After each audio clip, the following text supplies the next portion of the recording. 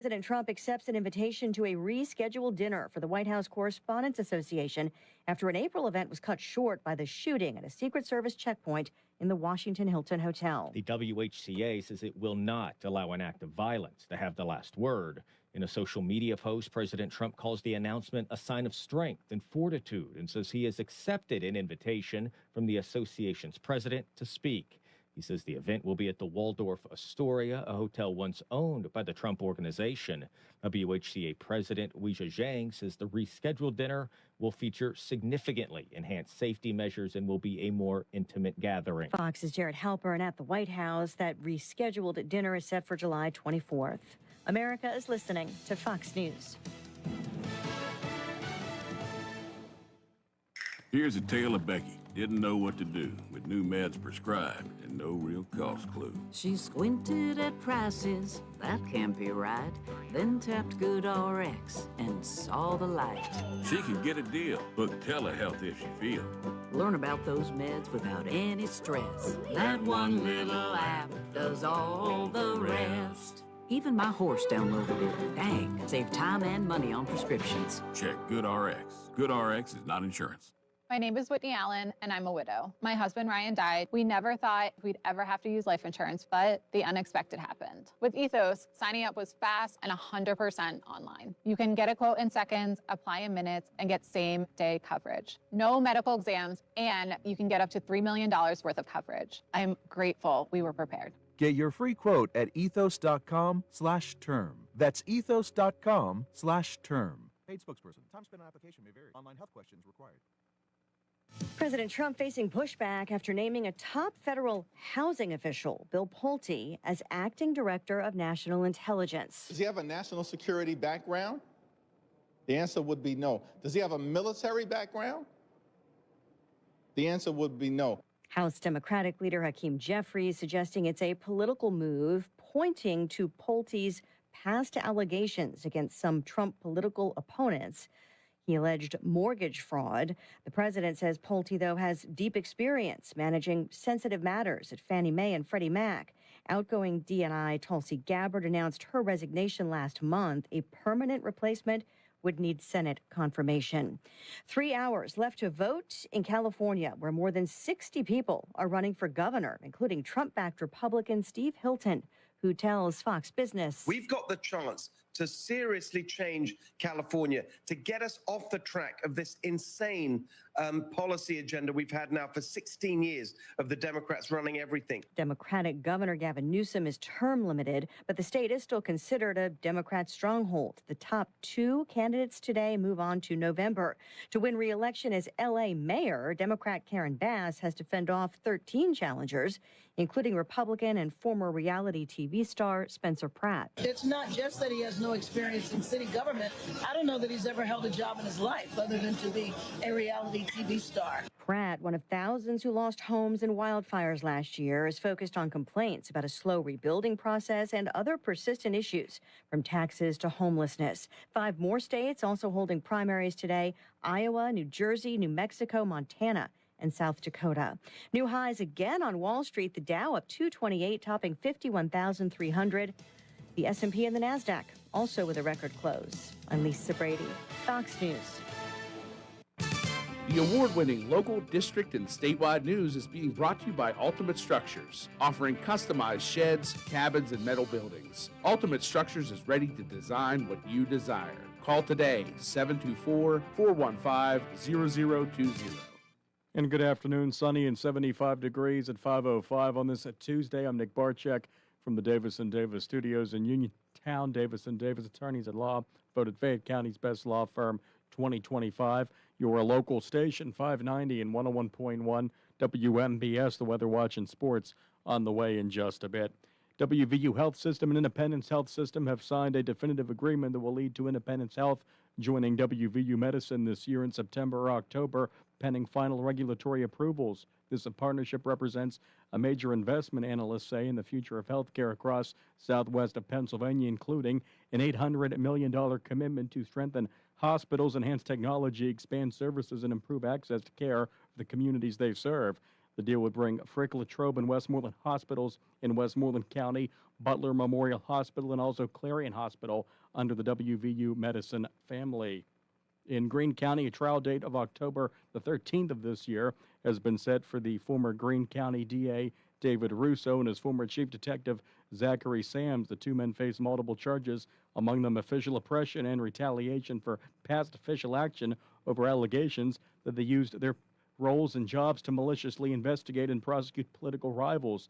A hearing is scheduled for July to address a defense motion requesting a change of venue, though the presiding judge, John Wagner, said he is unlikely to move the trial unless it proves impossible to get a fair jury locally.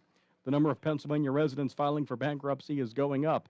That's according to newly released data from the personal finance site Smart Asset. The data shows that between March 2025 and March 2026, more than 13,000 people filed for bankruptcy in the Keystone State. That's a nearly 10% increase in the number of filings compared to the year before. Maine was the only state in the union to see a decline in bankruptcy filings during that time frame. Police will begin issuing fines this week for drivers throughout Pennsylvania caught using their cell phones while behind the wheel. Last June, Paul Miller's law was signed by the governor, which bans the use of cell phones while driving. Miller was a young man who was killed in Monroe County in an accident with a tractor-trailer as the driver was reaching for their cell phone. For the first year, authorities have been giving drivers written warnings, but beginning Friday this week, police can begin issuing fines to drivers in the state. The Mr. Rogers Forever stamps are back on sale. First released in 2018, it quickly became one of the agency's most popular commemorative stamps, with millions sold. This year, more than 500,000 Americans cast votes in the Stamp Encore contest to bring their favorite stamp back into circulation, all part of celebrations surrounding the Postal Service and the nation's 250th anniversary. It won by a 40,000 vote margin. The Mr. Rogers stamps will be in circulation while supplies last. The federal government is out with new Medicaid work requirement guidelines for states. It's a set of rules that will have an impact on the health care of millions of Americans while giving state governments some idea of how to implement changes to the safety net program. Centers for Medicare and Medicaid Services Administrator Dr. Mehmet Oz will be giving an update on the new rules at a White House briefing on Tuesday. I'm Mark Mayfield. Sports and weather next on WMPS. So what's the difference between the sheds I see in the parking lot of the big box stores and a professionally built and installed JDM structure shed from Ultimate Structures? Good question. First, the manufacturer, JDM Structures, is one of the premier shed builders in business for 34 years. They use composite materials for the exterior with baked-on paint. This ensures you'll have an extended lifespan for your shed. And listen to this. 75% of Ultimate Structures orders are personally designed to satisfy the customer's needs. That's right. And the turnaround time for a custom designed shed is no longer than just buying a stock shed. Compare the roof designs, the superior piano door hinges, the quality of the wall panels, and personal customer service. You'll see. Come to the Mega Lot on Route 51 South, just outside Perryopolis. You need a shed? We can help. We design what you desire. Ultimate Structures. In sports, we have Bucco baseball tonight, game one of a three-game interleague series down in Houston. Pittsburgh Pirates taking on the Houston Astros. Bubba Chandler on the mound for the Bucs, who've won their last three right now at 32 and 28. That game this evening on the air at 7:45. The game at 8:10 on WMBS. And the Pirates reinstated Carmen Mlodzinski from the restricted list last night, making the right-handed pitcher available for this evening's game. Mlodzinski was placed on the restricted list Sunday when he told the team he wasn't ready to pitch in the series finale against Minnesota at PNC Park after being moved to the bullpen last week to make room for Jared Jones in the starting rotation. Jones back from injury after missing all of last year. And game one of the Stanley Cup final is tonight down in Raleigh. The Vegas Golden Knights taking on the Carolina Hurricanes. That's this evening at 8. And now the WMBS weather watch for all of southwest Pennsylvania. Sunny and 75. High today was 77. The low tonight down to 48. Warming back up to 80 tomorrow with sun. Overnight low at 53. Moving on to Thursday, more sun and 84. The sun continues into Friday for the weekend at 86. Do have a chance of showers Saturday for the weekend at 83. Then cooling down with thunderstorms likely Sunday at 78. Low at 60 and back up to 80 with sun for Monday. Right now we have clouds and sun and 75 at 5:11 on this Tuesday. And good afternoon from the Davis & Davis studios in Uniontown at WMBS. I'm Nick Barczyk. Jenny Montgomery Scott brings you the Stock Report next. And then hour one of the afternoon drive show with Doug Saltzman taking you up until 7:45 tonight. That's all next on your local station, 590 and 101.1 WMBS. The local district and statewide news was brought to you by Ultimate Structures, just outside of Perryopolis on Route 51 southbound. Call them today at 724-415-0020 to find the shed, cabin, or metal building that meets your needs. Good evening. This is Angie Danko of Janney Montgomery Scott here in Uniontown, bringing you today's closing stock market report. The Dow Jones Industrial Average was up 228.9 points, closing at 51,308. The Nasdaq Composite was up 7.1 points, closing at 27,094. And the S&P 500 Index was up 9.8 points, closing at 7,610. Among companies of local interest, Apple closed at $315.20, up $8.89. Amazon, $256.52, down $4.74. Cisco, $128, up $6.67. Boeing, $217.72, down $6.58. Caterpillar closed at $910.19, up $44.83. Disney, $101.41, down $1.44. ExxonMobil, $149.65, up 27 cents. First Energy closed at $45.32, down 6 cents. Johnson & Johnson, $222.96, down 55 cents. Home Depot, $311.64, up 95 cents. Intel, $107.93, down $1.40. McDonald's closed at $276.46, up $2.21. Meta Platforms, $597.63, down $2.84.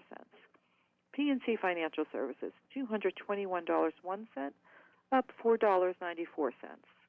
Raytheon Technologies, $174.29, down 13 cents. Rockwell Automation closed at $463.41, up $6.70. Tesla, $423.74, up $7.86. Verizon, $47.88, up 15 cents. And Walmart closed at $113.06, down $1.54. Recapping, the Dow Jones Industrial Average was up 228.9 points, closing at 51,308. The Nasdaq Composite was up 7.1 points, closing at 27,094. And the S&P 500 Index was up 9.8 points, closing at 7,610. From the Uniontown office of Janney Montgomery Scott, LLC, member FINRA, NYSE, SIPC, where we serve all of your investment needs. This is Angie Danko. Do you enjoy luxury? Well, Live Casino wants to put you in the driver's seat. Ignite your drive and win a new Mercedes-Benz. Look for the specially marked slot machines near the cocktail bar and play daily for your chance to win. All it takes is one bet. Sit down, swipe in, and you could ride off in a new Mercedes-Benz GLC 300. Make your move at Live Casino, Route 30 at Westmoreland Mall. Gambling problem? Call 1-800-GAMBLER. Is it time for your first home? Or time to trade up to a home that fits your lifestyle? It's time to visit Clayton Homes of Bell Vernon. You'll find special savings along with trade-in and trade-up deals. Imagine beautiful, new, energy-efficient homes packed with the features you've been dreaming about. Trade in and trade up at Clayton Homes of Bell Vernon, 4500 PA 51. Trade-in value toward purchase of a new home determined by resale value and evaluation by home center manager. Additional deposit may be required. Derby's Riverside Ford is announcing Ford employee pricing for all. American value for American values. That's right, you pay what Ford employees pay, plus all available incentives and low financing. This is your time to purchase or lease a new Ford vehicle. Now get a new 2025 Ford F-150 XLT Crew Cab 4x4. MSRP is $63,000. Your employee price is just $55,000, plus 2.9 financing through Ford Motor Credit. How about a new 2025 Ford Bronco Sport? Employee price is just $34,000 plus 2.9 Ford credit financing. And my favorite, the all-new 2026 Ford Explorer all-wheel drive. MSRP is $45,000, but your employee price is just $41,000. Ford employee pricing for everyone. Now at Thurby's Riverside Ford, your presidential One Ford Elite dealer. Route 40, 1 mile past the casino at Nemacolin. See Sammy, Jimmy, Ashley, or Joey. Offer ends May 31st. Is your favorite chair at home starting to look like it's seen better days? Are the arms tearing away from years of use? I bet the footrest doesn't even work. What color is it, really? At this point, who knows? Wouldn't it be wonderful to get a brand new Lazy Boy recliner? Chesler's Fine Furniture on Route 51 north of Uniontown is your Lazy Boy recliner headquarters, with prices starting at just $429. You can nap in comfort in a recliner that's just right for you. Choose from fabrics or leather, manual or power, and some of our models have massage settings and power headrests too. The chairs are all in stock at Chesler's. There's surely one to fit your needs. If there's someone with special needs in your home, Chesler's has the largest selection of lift recliners in a variety of colors, sizes, and some with heat and massage settings in stock for immediate delivery. Credit terms are available. Chesler's Fine Furniture, where customers send their friends. Bright Stripe, Bay County's premier asphalt seal coating professionals, locally owned by Matt and Lexi George. Bright Stripe specializes in residential and commercial asphalt seal coating, also excelling in line striping and layouts, thermoplastic, and infrared asphalt repair. Bright Stripe has succeeded due to their commitment to quality work for 30 years. Bright Stripe, 724-437-6090, or visit bright-stripe.com. BRITE-stripe.com. Did you know that you have a choice for your physical therapy provider? NovaCare Rehabilitation offers same-day appointments, and oftentimes you don't need a prescription from your doctor to see us. We will make sure that you are treated as an individual and will work directly one-on-one with you to help achieve your goals. You have tried the rest, now try the best. NovaCare, Delaware Avenue in Uniontown. Phone 724-437-0556 to schedule your appointment today.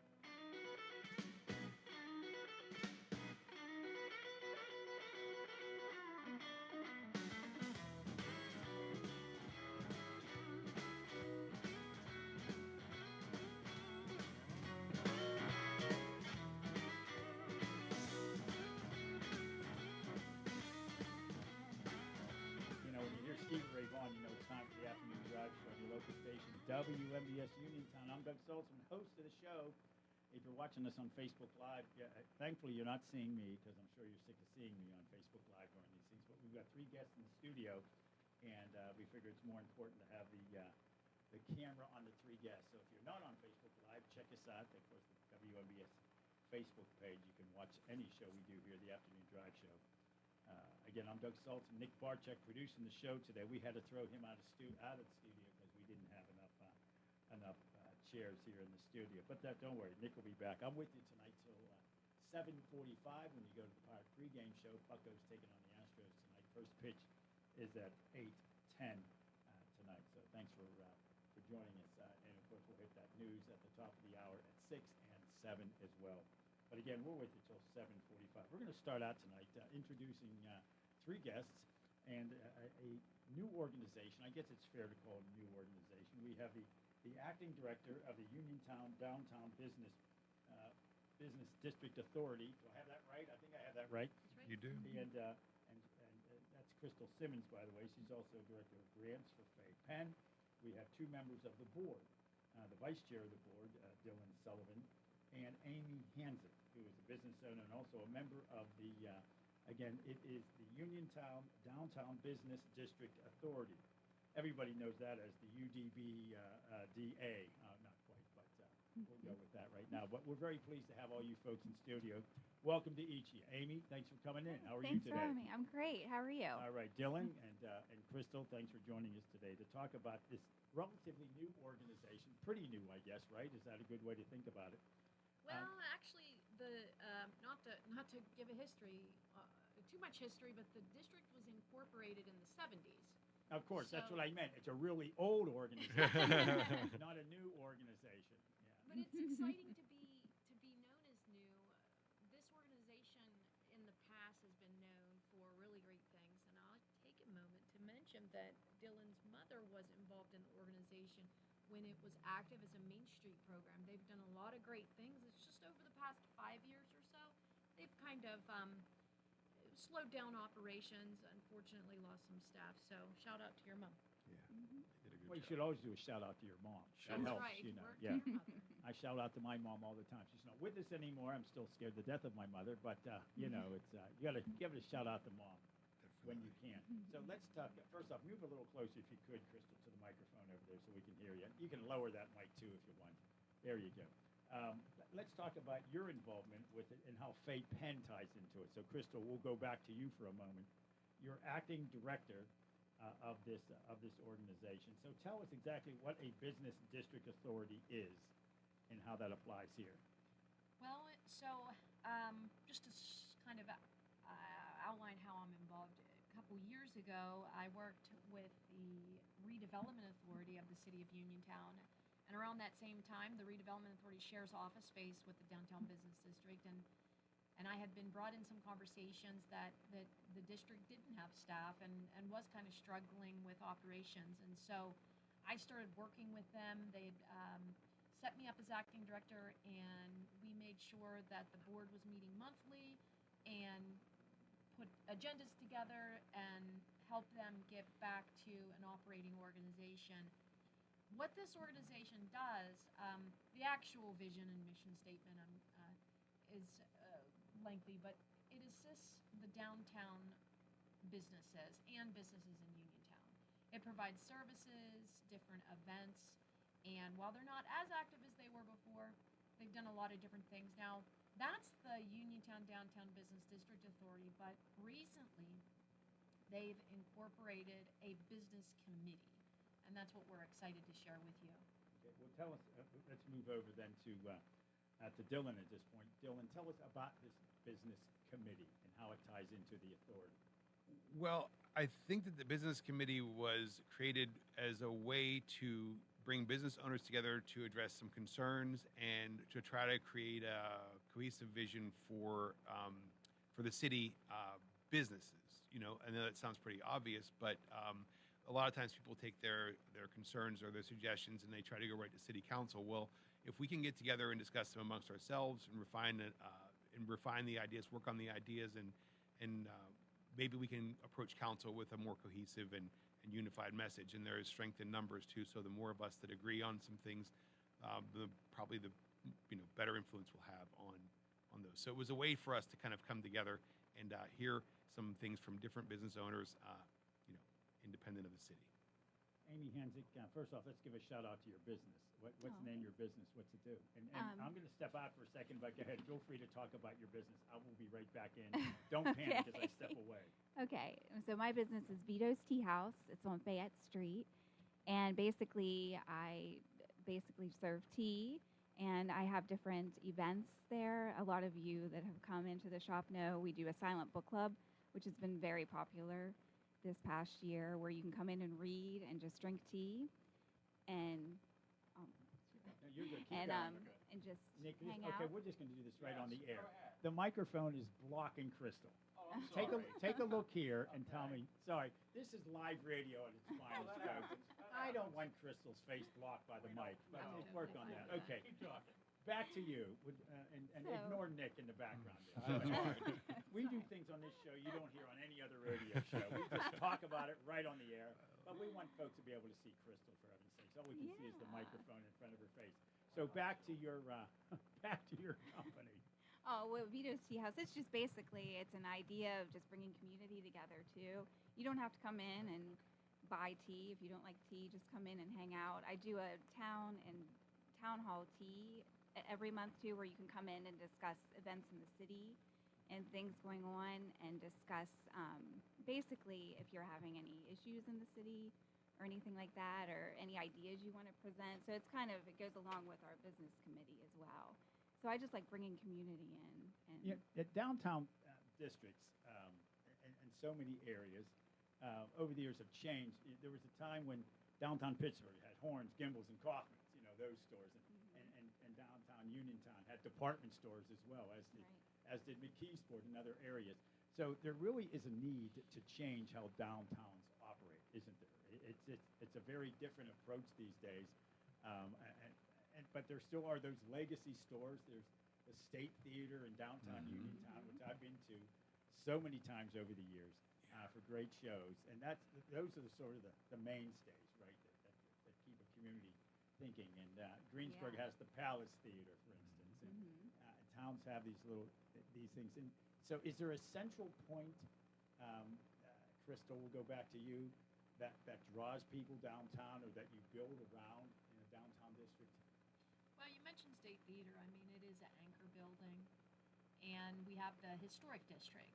And talking a little bit about the district, it's been quite some time since we were able to truly look at the mapping and the boundaries of our central business district and our historic district. Now, those are mapped and included in our bylaws and is what we cover. But I think that us taking a new look at those and making sure everyone that's involved now is aware of those boundaries, that it's very helpful. So there are some boundaries. It does include Main Street, through Main Street and Beeson, and we actually recently just set those two roads up as a scenic byway designation. So the board made that recommendation to City Council that they be that designation. So really, it's those two streets, how they come together. And Beeson, we have the trail that's going to be coming through Beeson. They're working on road paintings, pavement marking for the trail. So I think that is also going to be pretty popular. District wants to assist with that, make sure everybody knows that there's signage and things. So, I mean, I think that's where we concentrate, but we don't want to exclude any businesses. So the authority is a municipal authority here to assist any Uniontown business. The business committee is focused on that central business district boundary. Right. And there aren't specific boundaries, of course, or are there? I don't know. There's a specific boundary for the central business district, and that's in our bylaws that says that some of the programs that we would create and services that we provide, and if we do membership, and specifically us creating the upcoming business improvement district that we're looking forward to sharing with everyone, would be based on those boundaries. Even though you have very diverse businesses, and we'll go over to you, Dylan, for a moment here, and also you, Amy. You have diverse businesses. You might have businesses competing with each other, but at the same time, this brings folks together with a common goal of having a vibrant downtown.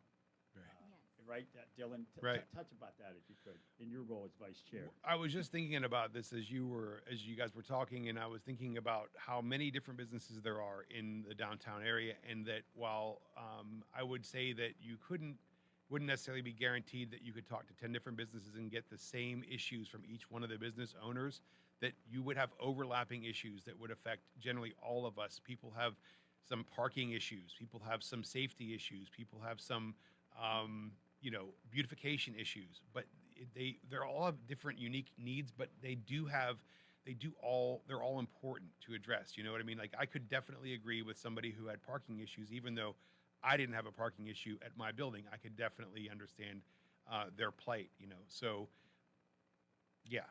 Well, I thought I'd add on to that. The University of Pittsburgh came in, worked with the district, and we created a survey where around 150 people responded to that survey. Specifically, Dylan was one of the responses, that they indicated, they answered some questions, and what we're doing is based off the results of that survey.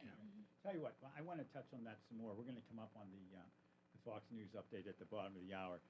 We were talking to Amy, Dylan, and Crystal, who are part of the Uniontown Downtown Business District Authority and the Business Committee. We're going to talk more about that PIT study when we come back. But first we want to get to that CBS. I'm still saying CBS, that Fox News update. 75 degrees right now outside our Davis & Davis Attorneys at Law Studios. I'm Doug Saltzman. Stick around, folks. We will be right back after this break. Beautiful. Fox News, I'm Tom Graham. Primary voting underway in 6 states today, including California. Fox's Matt Finn is in Los Angeles. Here in California, voters will decide who's going to replace turned-out Governor Gavin Newsom and, of course, the next mayor in L.A. The current mayor, Democrat Karen Bass, fighting to keep her job. She's facing challenges from L.A. City Council member Nathia Rahman and reality TV star Spencer Pratt. Primaries also underway in Iowa, Montana, New Jersey, South Dakota, and New Mexico. President Trump accepting an invitation to a rescheduled White House Correspondents Association dinner. A rescheduled WHCA dinner is set for July 24th, nearly 3 months after the annual event was abruptly ended by a shooting at a Secret Service checkpoint inside the Washington Hilton Hotel. Fox's Jared Halpern, America is listening to Fox News.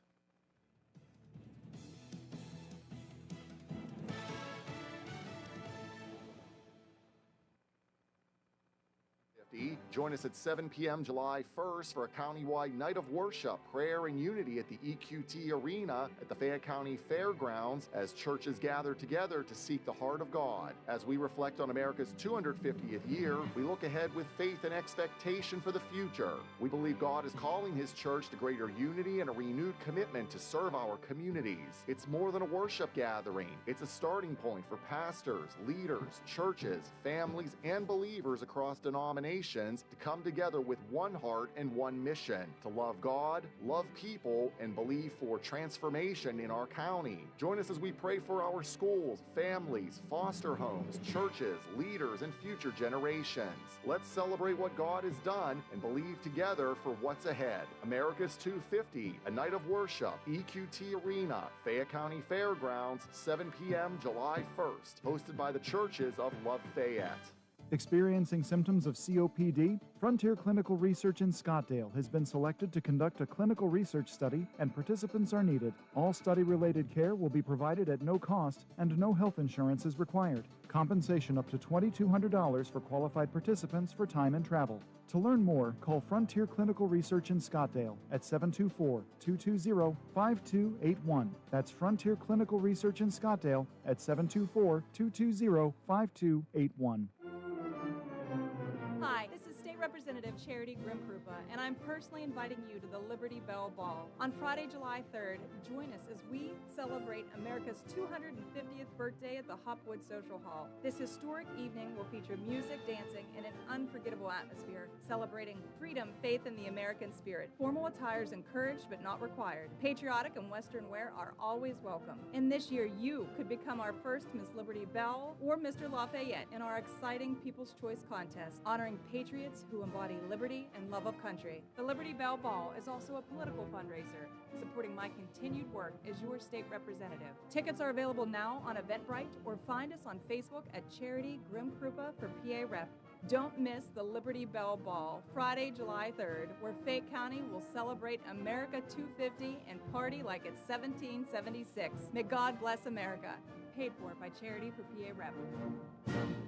If you are looking for a trusted local law firm with a strong commitment to their clients, look no further than Zebley Law Offices. Attorney Zebley has been practicing law in Fayette County for more than 4 decades.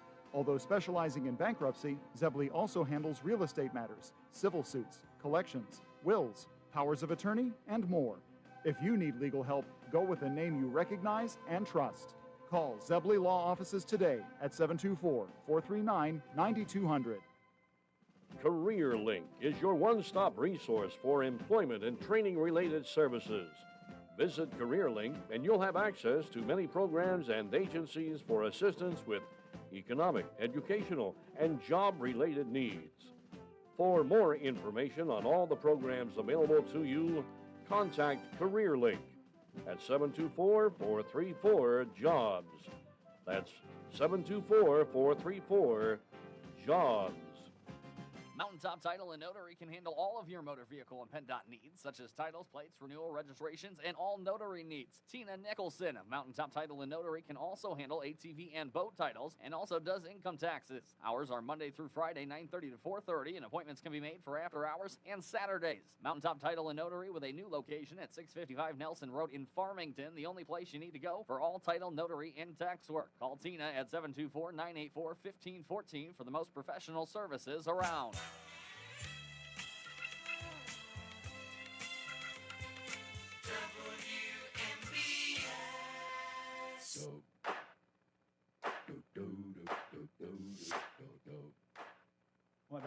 typical liner music, as we call it, coming out of the break, though. I'll have to talk to our producer. He knows rock and roll and blues is what we have in the afternoon drive show.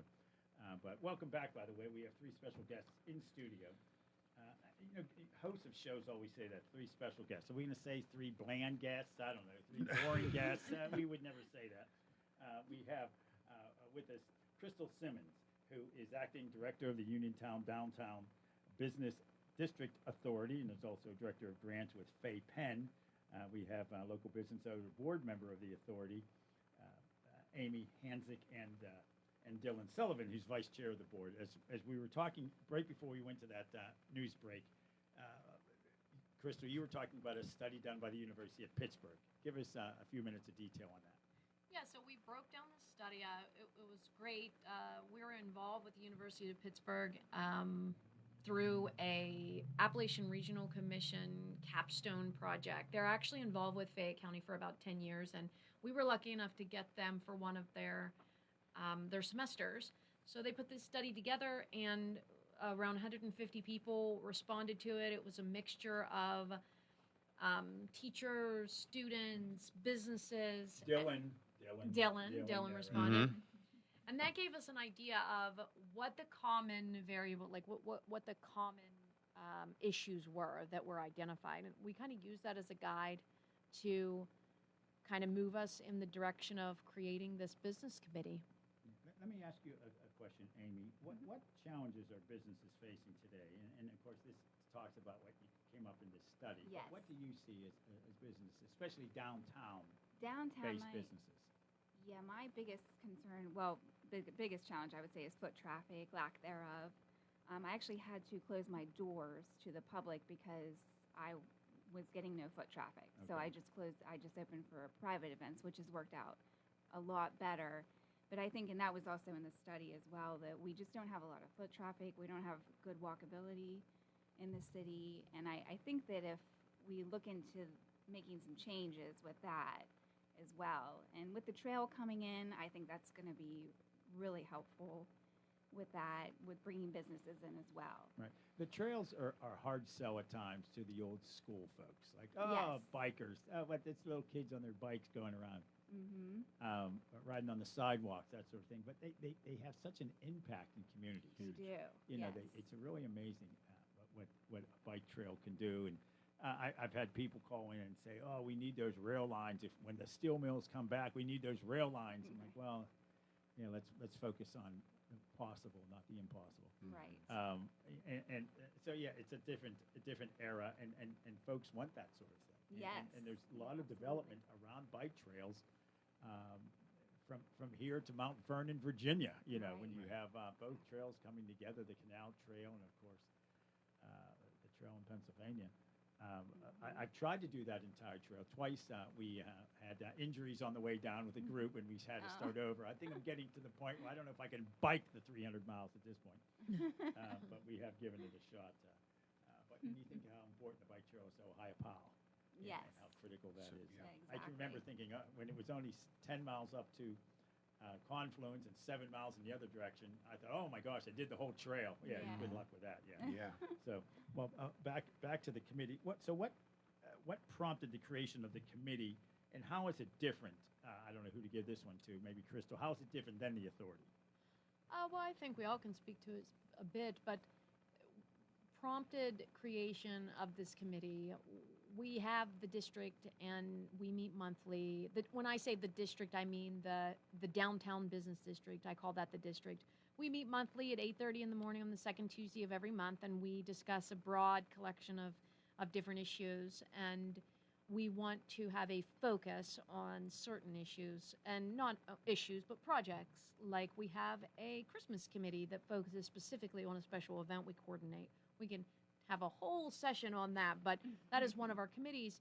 And so the board decided that we would create this business committee. This would give an opportunity not only for the members of the district, but an additional 5 members that could serve on this committee. This committee would meet in the evenings monthly that would better probably fit some business owner schedules.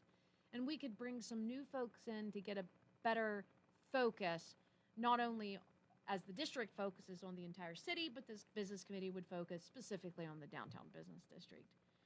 And so that's what we've done. It's an ad hoc committee. This is a 5-member board. We're currently still looking for 4 members. Amy is a member on the committee and also the district. And we would take information from those committee meetings back to the district, and, you know, we would advise, this committee would advise the district on our decisions and the things that we want to create.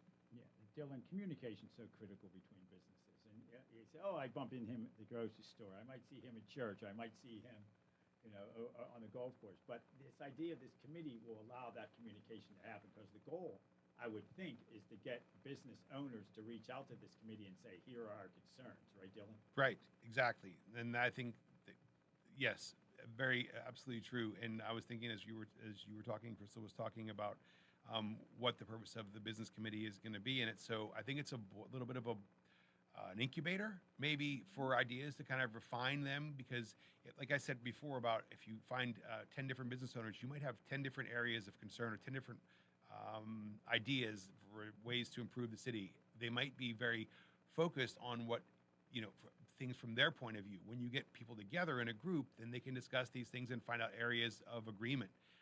Maybe ways to sort of consolidate these projects so everybody isn't all squawking about their own individual thing. We can address something general that can cover the entire city, needs of the entire city, all business owners or most business owners, or, you know, the biggest group first and then work its way down to the smaller ones. But yeah, I think that was So what resources are available? And also to that, are those meetings open to the public, or are those board meetings? Both meetings are open to the public entirely, but we are looking for members too that would attend monthly. Okay, all right. Let's talk about what resources are available to them through this committee. Who would be best on that? Amy, do you want to touch on that, or Crystal? So what resources are available? Better at this question. Well, we want to be able in a few months to answer that question with a lot more than what's available right now. So the services and what we can offer through this committee, we project to grow. Right now, it's an opportunity to facilitate the conversations. And soon we want the opportunity, for instance, we could apply for grant funding for facade improvements. We could hopefully in the future have revenue available to be able to assist business owners and provide an assortment of services. So what we can offer right now is, like Dylan mentioned, a group that can come together and help identify the issues. So then we can pursue funding to fix the issues and put together a program that will address the issues. The ultimate goal of the business committee is to successfully create a business improvement district. I don't know if you're familiar with York. York has a business improvement district. It's a third-class city. York, PA is really, really beautiful area. They have a successful downtown. And I know we're not York at this point, but we can mirror other communities, because people say, well, what are they doing? Why is this community doing so well? Well, we are now looking at these other communities saying this is an opportunity that we could do that, and this business improvement district would give us that opportunity. But most importantly, we need business buy-in. We need businesses to be interested. We need businesses to give us an opportunity, to give us a chance. And by us, I mean this committee, to put together and provide these services for them. Business networking events, Amy, are very critical, aren't they? Yes. To have an opportunity for folks to get together and share ideas. Yeah, absolutely. I think that just collaborating with other businesses is important in our town. And as Crystal said before, and looking at other towns too to see what they're doing and talking to them, I think it's very important to reach out and just get ideas. But yes, collaborating with businesses. That's why at Vito's, I always open it up to, I have a town hall meeting where people can come in and other businesses can come in. And I hold our business committee meetings also.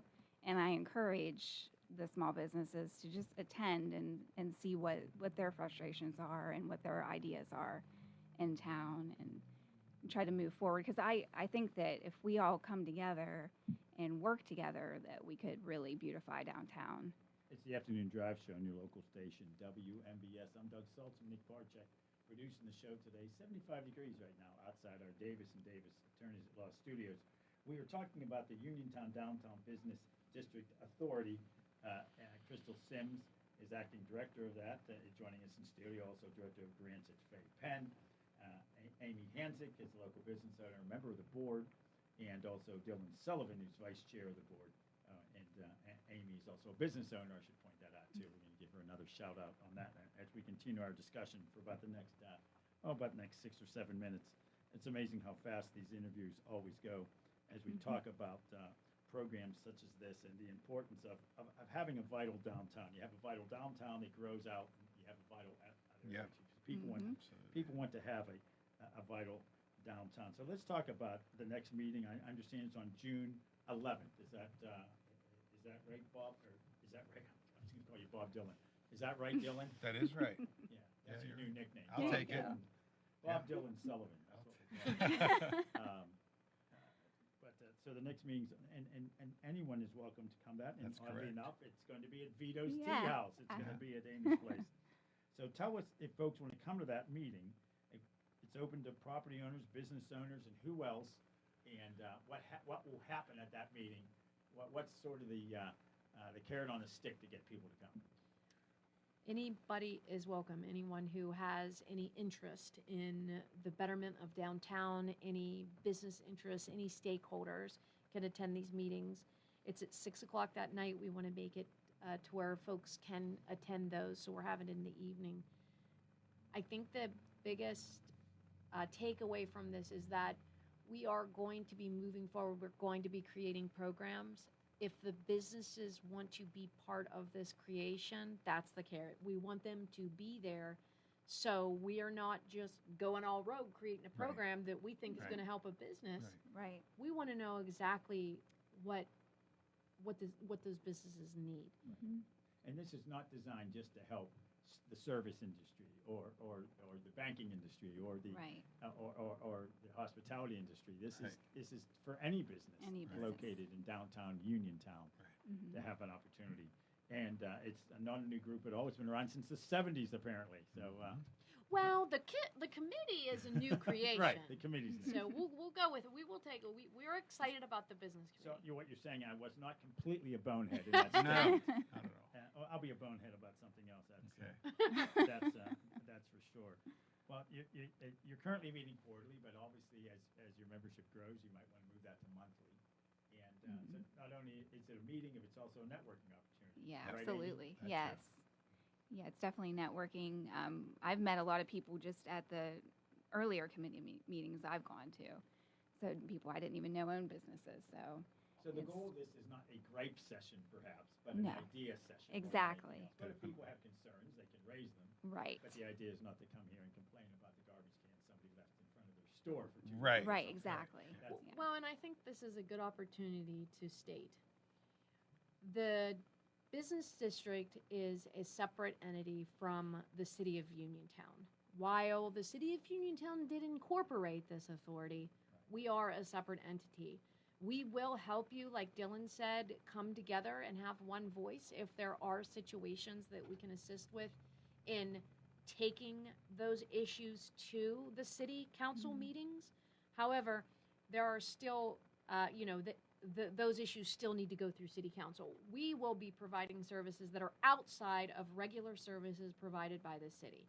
Any services, any program that we create. I mean, some of the things that we're kind of spitballing is, how can we help move the snow out of the way when it gets plowed? Because cities are snow movers. They plow the snow. Can we move the snow? Can we get it out of the way and provide some extra snow service? Can we provide window washing services or facade improvements? Can we, help you with managing your garbage or help you paint your curbs? Or I know the sidewalks are businesses' responsibility, but can we bring something together to help them with that? So keep in mind, when we're asking for business buy-in, we are not looking at services that generally are provided. These are additional services that we would come together, we the businesses would come together to try to help. Yeah, I just got an email here at radiosaltzman@gmail.com from Amy, not this Amy, but another Amy, who just said she's from Fayette County, and said, I've heard the words Fay Pen over the years. Please ask your guests to explain what Fay Pen is. Fay Pen. Well, and I didn't touch on how Fay Pen's related to this whole project. Fay Pen, Fay Pen is a certified economic development organization that serves Fayette County. Fay Pen has some industrial parks that they do work on and build out, and then they provide services to the community. This is particularly one of them. I came on at Fay Pen in September, and the CEDO of Fay Pen is looking at what we can do to provide services I'm to... sorry, let me jump in. The what? The CEDO? CEDO, it's a Certified Economic Oh. Development Organization. All right. It's just a quick term that I understand. that we call it. We're looking at ways that we can help the smaller community. We're not always out there developing industrial parks. We do a lot of that. But we are providing different services, and since September, I've came in and been working with Jared Murtha, Executive Director there. Lori Scott does a lot of business development outreach and have a lot of great projects with Misty. And one of those is this. So we have master services agreements currently with the Uniontown Downtown Business District Authority, the Redevelopment Authority of the City of Uniontown, and also the City of Uniontown. And we have a few other municipalities under discussion where my services, the other staff services, are provided as technical assistance. So that is how I'm involved. I am providing, while I was involved with the district prior to, Fay Pen not only hired me, but allowed me to continue to provide these services to the city and these two entities that certainly needs it because they're not staffed.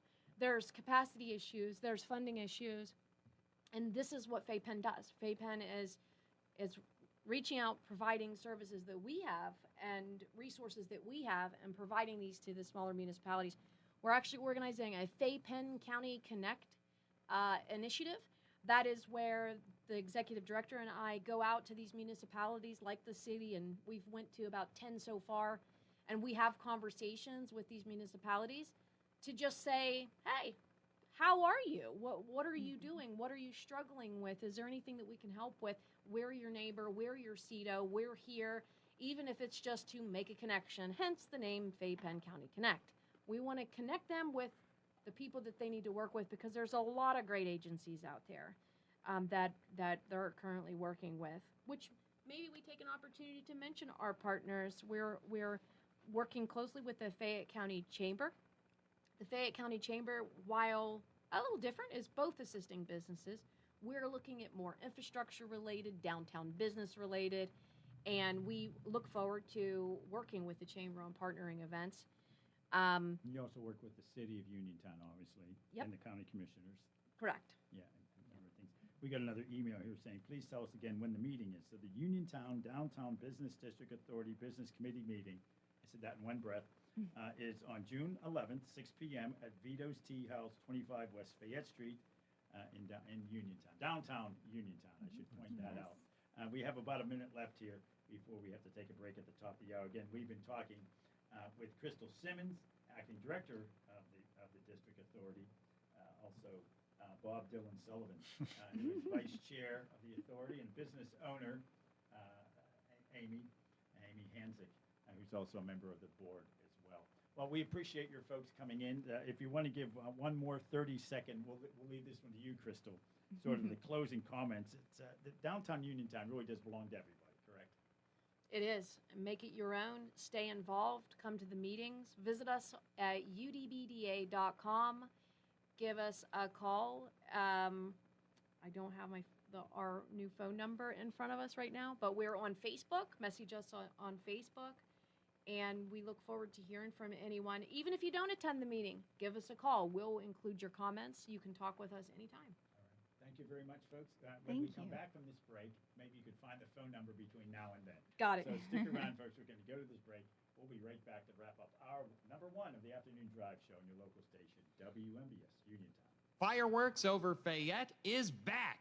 As part of the county and the country's historic 250th anniversary, join us Sunday, June 28th, for the annual tradition filling the Fayette County night sky. Brought to you by Love Fayette and the Fayette County Chamber of Commerce. Want to help keep this celebration alive?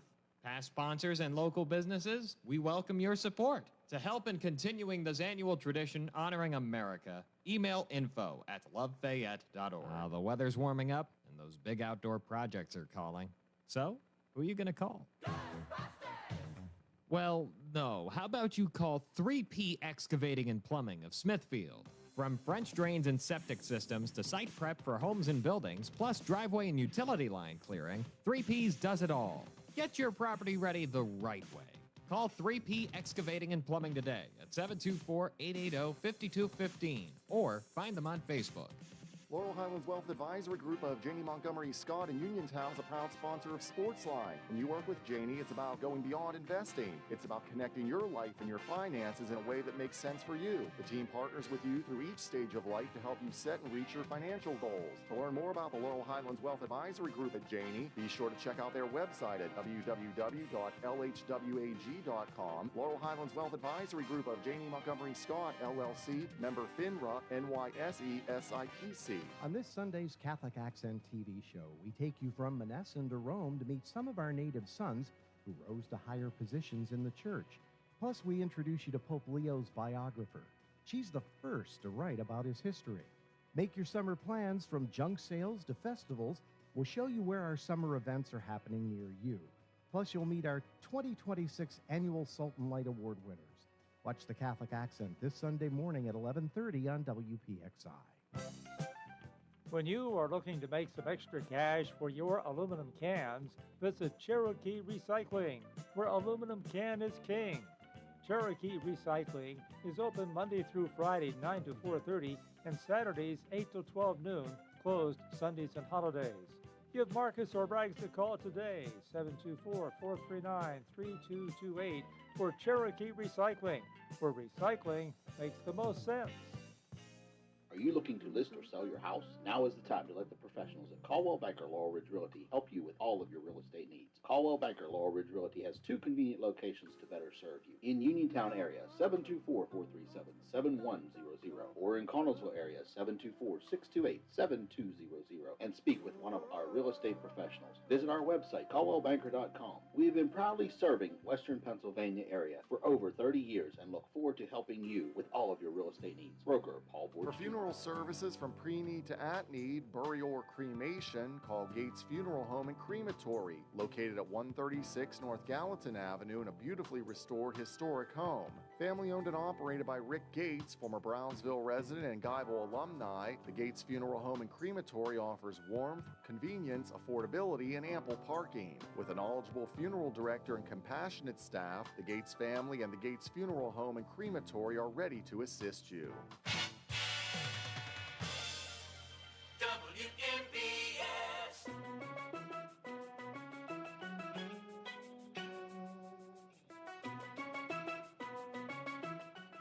As we wrap up, 1 minute left of the first hour of the afternoon drive show on your local station. I'm Doug Saltzman. Joining us in studio, Crystal and Amy and Dylan. And as promised, Crystal, tell us the website, phone number, how folks can get involved with the Business Authority. You can see us in person at City Hall at 20 North Gallatin Avenue. We're usually there 9 to 4. You can email us at admin@udbda.com. Our phone number is 301-750-3544.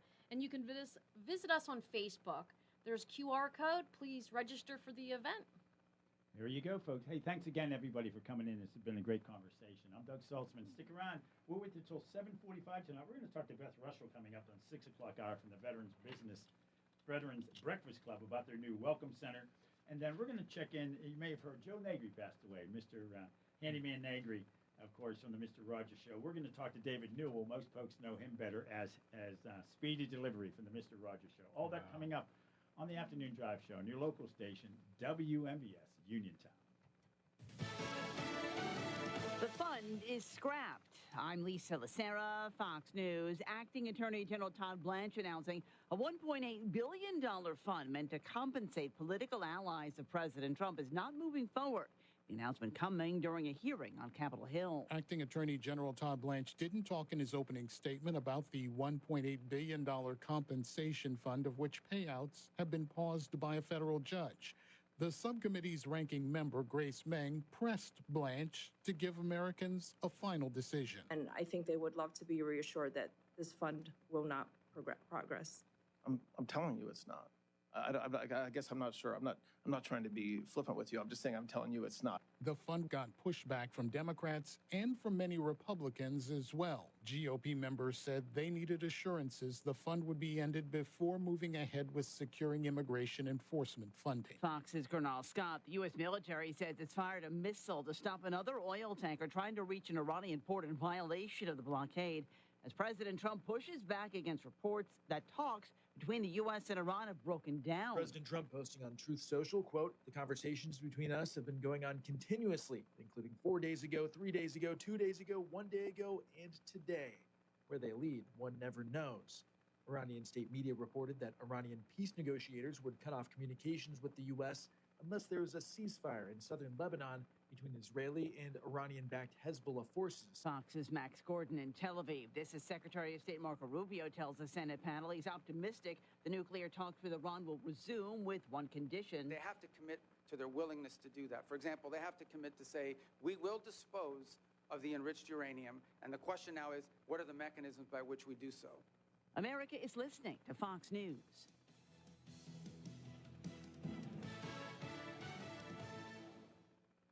Here's the tale of the daily Medfill. Same old pharmacy, same old bill, but those prices kept rising higher still. Till the savings wrangler rode in, cool as can be. Tap Good RX, saving massively. No plan? Don't matter none. Up to 80% off. The deals are done. Discounts hitting harder than Ma's chili. Dang. That one little app does all the rest. Save time and money on prescriptions. Check Good RX. Good RX is not insurance. My name is Whitney Allen, and I'm a widow. My husband, Ryan, died. We never thought we'd ever have to use life insurance, but the unexpected happened. With Ethos, signing up was fast and 100% online. You can get a quote in seconds, apply in minutes, and get same-day coverage. No medical exams, and you can get up to $3 million worth of coverage. I'm grateful we were prepared. Get your free quote at ethos.com/term. That's ethos.com/term. Paid spokesperson. Time spent on application may vary. Online health questions required.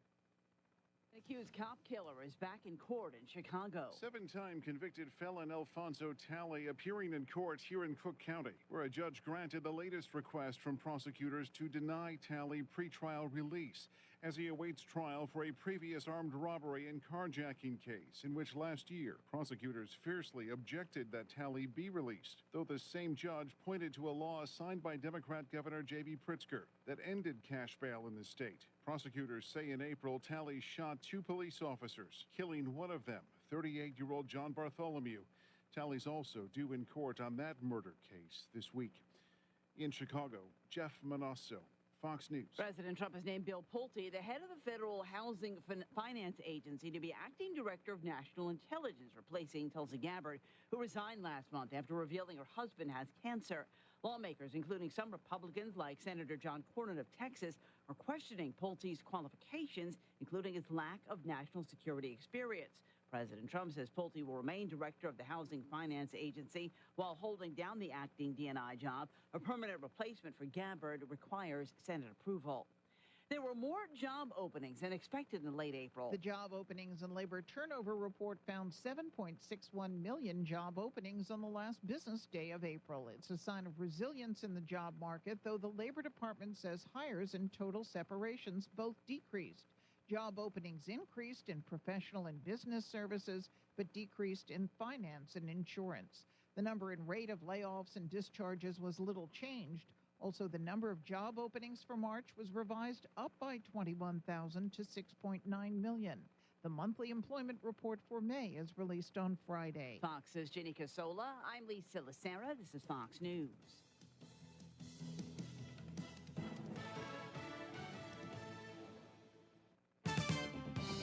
The award-winning local, district, and statewide news is brought to you by Clayton Homes of Bell Vernon. Is it time to find a home that fits your lifestyle? Visit Clayton Homes of Bell Vernon. You'll find special savings along with beautiful, energy-efficient homes packed with features you've been dreaming about at Clayton Homes of Bell Vernon, 4500 PA 51. And now the news. Good evening, 75 degrees, beautiful evening, 6:05 on a Tuesday, plenty of sunshine. outside of our Davis & Davis studios in Uniontown. Good evening, I'm Nick Barczyk. Davis & Davis Attorneys at Law, voted Fayette County's best law firm 2025. Your local station, 590 and 101.1 WMBS. The Weather Watch and Sports on the way. Representative Charity Grim-Krupa of Fayette County announced today the Pennsylvania Department of Education has awarded the Fayette County Career and Technical Institute, CTI, an $85,000 competitive equipment grant. This grant is for school districts in career and technical centers with 8 or more PD-approved career and technical education programs. The money will be used for updating or purchasing new equipment used to train students. There are more than 80 career and technical centers in Pennsylvania, and even more programs offered in high schools in many of Pennsylvania's 500 public school districts, and they offer and provide PD-approved programs to thousands of students every school year. The State House passed a bill this week that would restrict cell phone use in all Pennsylvania schools. House Bill 1814 would prohibit students in public schools from using or possessing a cell phone during school hours. Students would be required to secure their phones in a way that prevents access through the end of the day, with exceptions for certain emergency and medical needs approved by school administrators. The bill now goes to the state Senate, which previously passed similar legislation of its own. Governor Shapiro has expressed support for restricting cell phone use in schools. A boil water advisory is in effect for all customers of the Municipal Authority of Bell Vernon. The advisory was issued because of repairs to its reservoir, which could have caused contamination. The system has been flushed and tested. Out of an abundance of caution, customers are asked to boil water until 2 consecutive days of tests come back clear. Drug overdose deaths in Westmoreland County plummeted last year to their lowest level in more than a decade, according to a report from the county coroner. The data showed that 72 people died from drug overdoses in Westmoreland in 2025. That reached an all-time high of 193 in 2017, during what officials described as an opioid abuse epidemic. After a brief drop, those numbers spiked again in 2021 during COVID, with 168 reported deaths. Fatal overdoses have now dipped in each of the last 4 years, and the coroner said deaths are on track to decrease again this year. Through the first 5 months of 2026, 18 people have died in Westmoreland from drug overdoses, with 7 other suspected cases awaiting toxicology results. The 2 men who were injured in the assassination attempt of President Trump at his 2024 rally in Butler are filing a lawsuit against the United States. David Dutch was shot once and James Koppenhaver was shot twice. In their lawsuit filed against the United States of America, the 2 claim that the Secret Service failed to keep them safe and that there was a failure in communications that day.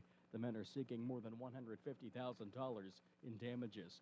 AAA reports this week that the average price of gas in western Pennsylvania dropped 10 cents this week to $4.60 a gallon, while the national average fell 18 cents to $4.32. Here in the city of Uniontown, it's $4.70, Pittsburgh $4.75.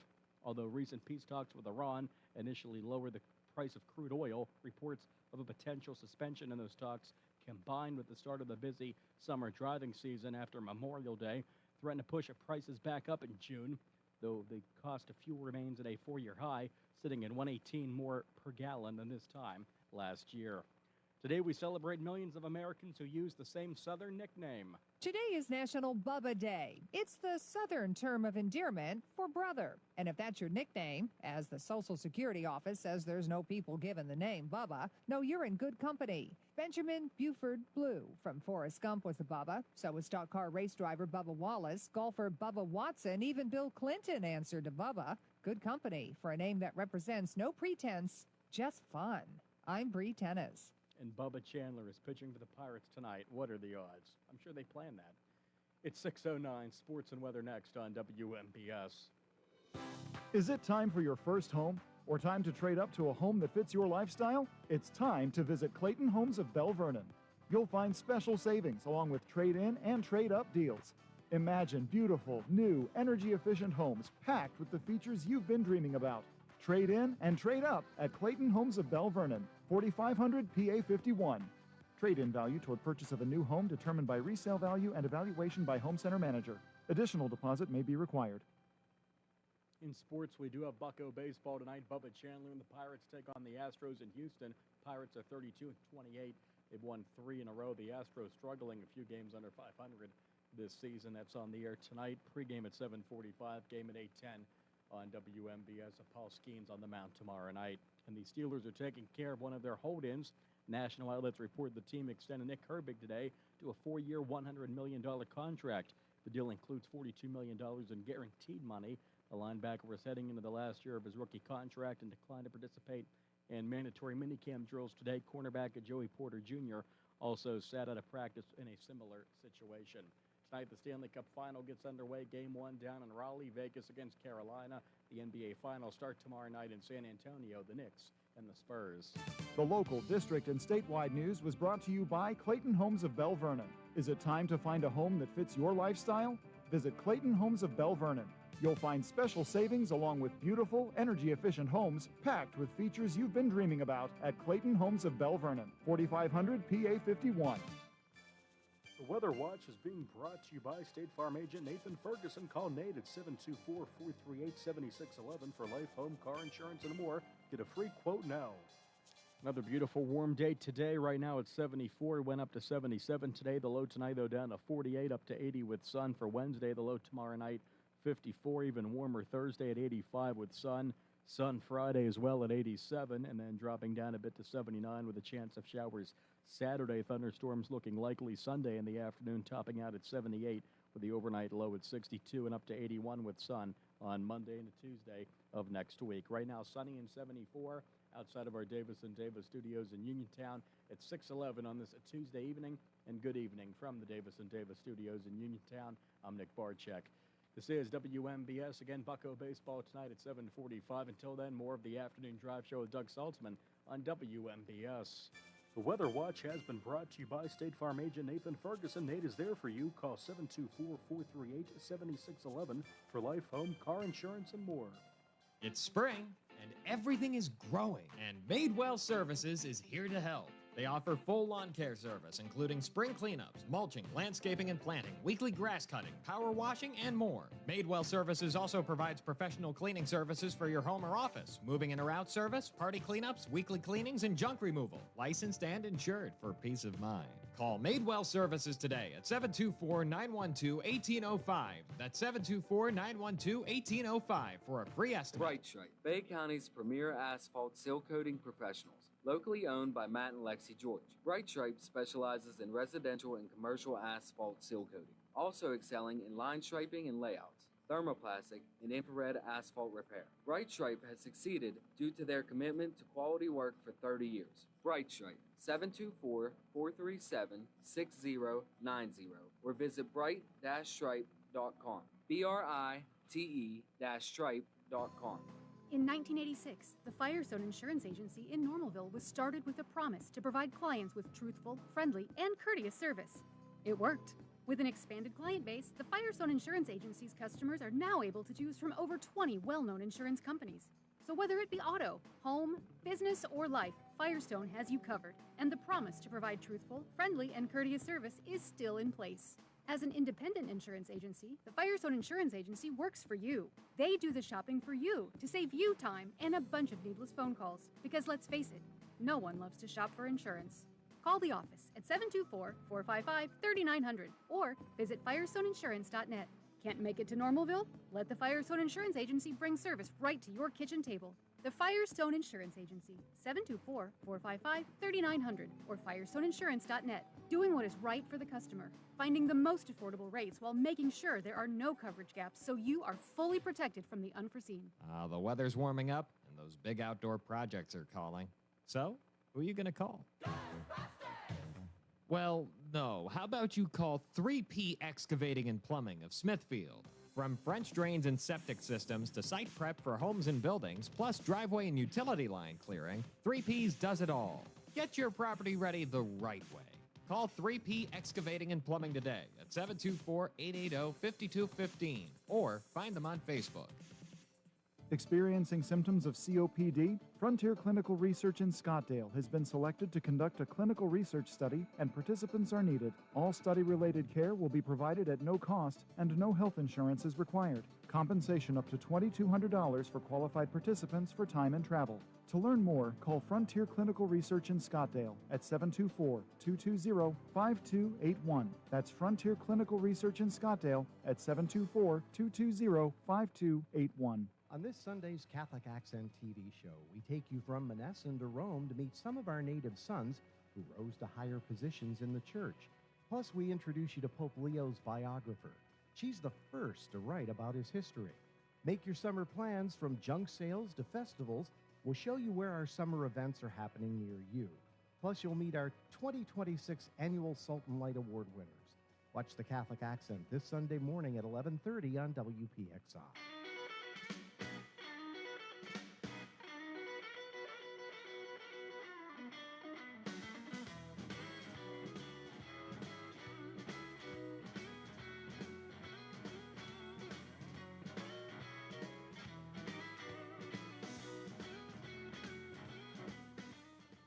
In a rare bit of encouragement and positivity, Nick Barczyk said I did a nice job with that interview in the first hour. Oh, excellent. Oh, I'm not buttering you up. That Well, was thank you legitimate. very much. I was listening in the other room. I'm an impartial listener, just a random guy, and I said, wow, that guy knows what he's doing.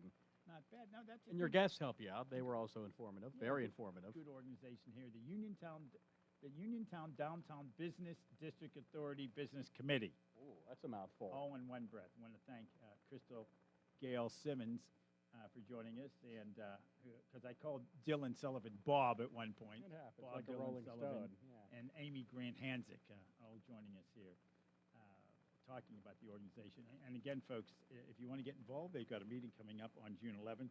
We'll get you all that information as soon as I can find it on my phone here. Just give me a moment, and it will pop up. Technology.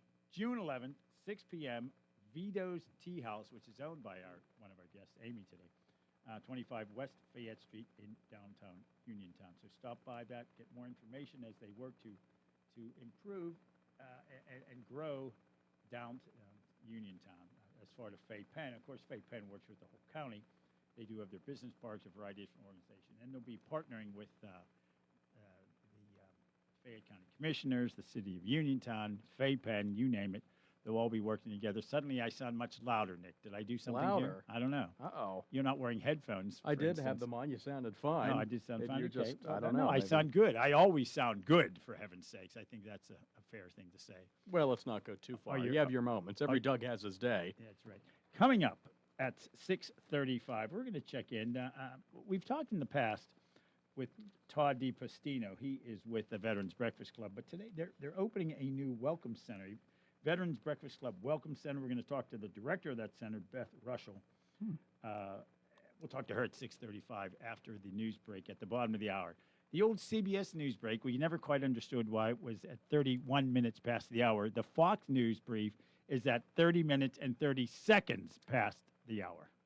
The only explanation, I guess, would be if local stations want to air something at 30, Right. CBS gave you the full minute, Fox wants to give you 30 seconds. 30 That's the only seconds. thing that makes sense. Did we ever get an explanation from CBS? They've all left the building. They've turned off all the lights. Yeah, it is sad. I've talked. It to is sad. It I've really talked is. to a lot of the correspondents, and we've gone on and on about this. And yes, it's just a radio network, but it's people's livelihoods, and people are used to hearing CBS News for 99 years. 99 years for the Second World War, for the moon landing, which was real, for 9/11, for Pearl Harbor, for every major event that's happened over the last 100 and when years. we aired those, I mean, I bought a newspaper at a thrift shop from 1950. Talked about a Oh. horrendous snowstorm. Some folks who are up in age might remember that Oh, snowstorm. the snowstorm of 50. 20 inches hit the area, and they still Wow. printed a newspaper that day. That's awesome. And as I go back in the later pages of that newspaper, I found what's on the radio today. There was no TV section. Not a lot of people had TVs in 1950.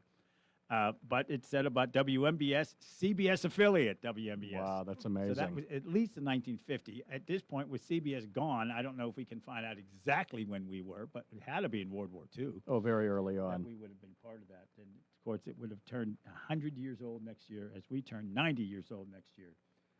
But now we have Fox. And some folks say, well, why didn't you go with NBC? NBC doesn't have, and ABC has an affiliate in Morgantown, so Right. we couldn't go with ABC. So I we just went have with to Fox. say, I'm not sure if I've said this on the air. I was out of town the last night they were on the air, but absolutely phenomenal job with those last newscasts. Oh, yeah. That last newscast Christopher Cruz did was just beautiful. it was- Brought me to tears almost. Yeah, it was beautiful. It was really good, and we had him on last Yeah. week. Yes, I expressed that to him. It was. I just have to say that it was Yeah. phenomenal, and God love all of them. They all did a great job. Just so professional sounding. It was just the news, right the- down the middle. It what- was as unbiased as they could possibly be. And people have their opinions on all the networks. Sorry, Doug. But yeah, I didn't think they were right down the middle. They went, of course, a lot of stations were looking for new affiliations, and a lot of them went early. Like, it was the ultimate insult. Couldn't you stick around to the very last broadcast? Right. I don't get I that. mean, we literally had a CBS broadcast, and they didn't talk about news. They talked about the network at 11 o'clock on Right. the 22nd for the full 5 minutes. Right. And then for the 1 minute at the bottom, which was the last broadcast ever on CBS News Radio. And at midnight, we went to Fox. Right. It was seamless, thanks to Brian Morozak here. Absolutely, our Brian. general Give him his manager. flowers. Yeah, he did a great job. It was not easy these last few months. No, So. no, it was a strange situation. We had a lot of those, and we might have some of them back on. It looks like Thane is going to join us. Thane Rosenbaum is going to join us occasionally. Wonderful, because And, people still need to hear his analysis. He's brilliant. A lot of those, all those CBS people are brilliant. And I think some of them are so mad they refuse to do it, and I don't blame them. No, I I won't don't say blame who. them. Their livelihoods were Um, upended. But I think Jeff Gilbert, of course, from WWJ Radio in Detroit, Pittsburgh native, we'll talk about the automotive industry, all that. You move on, you make changes, and it's a bizarre thing. And I don't want to get maudlin. I don't want to get overly dramatic, but it is a strange thing to have that occur. And at some point, we'll stop talking about it. But right now, we still are. So we're going to talk, as I mentioned, in about 15 minutes with Beth Ruschel of the Veterans Breakfast Club. And then you heard the news, a local legend, and he is a legend nationally as a jazz guitarist. Joe Negri has passed away. It was on Mr. Rogers, right? Mr. Rogers as Handyman Negri. He also had a music shop on that show. He was on that show for the entire run. Wow. And one of his good friends and one of his castmates, I guess that's one way to put it, on that show was the actor David Newell, who everybody knows as Speedy Delivery. And we're going to talk to David Newell at 7:20 tonight because the show goes till 7:45 when we hit Pirate Baseball. So let's talk baseball here. Let's do it. Back to Joe Negri for a minute. I mean, he is considered one of the finest jazz guitarists in the country. Right. 99, just like CBS, Yeah. both legends. And Yeah, yes, he was brilliant. He was an adjunct professor of jazz guitar music at both the University of Pittsburgh and Duquesne University. He taught until he was 95 years old. Oh, why'd you quit, young Joe? Come on, you couldn't go a Yeah. few more years? So- That's and- amazing. and That's he- a guy who loves his job. Yeah, and he died just a couple of weeks shy of his 100th birthday. And Wow. I met him a couple times over the years. I once saw did a concert with a group up at Falling Water. It was unbelievable to sit there and look at Falling Water and hear that music. He was absolutely amazing. I strummed a guitar with him one time at something, and I just strum a guitar.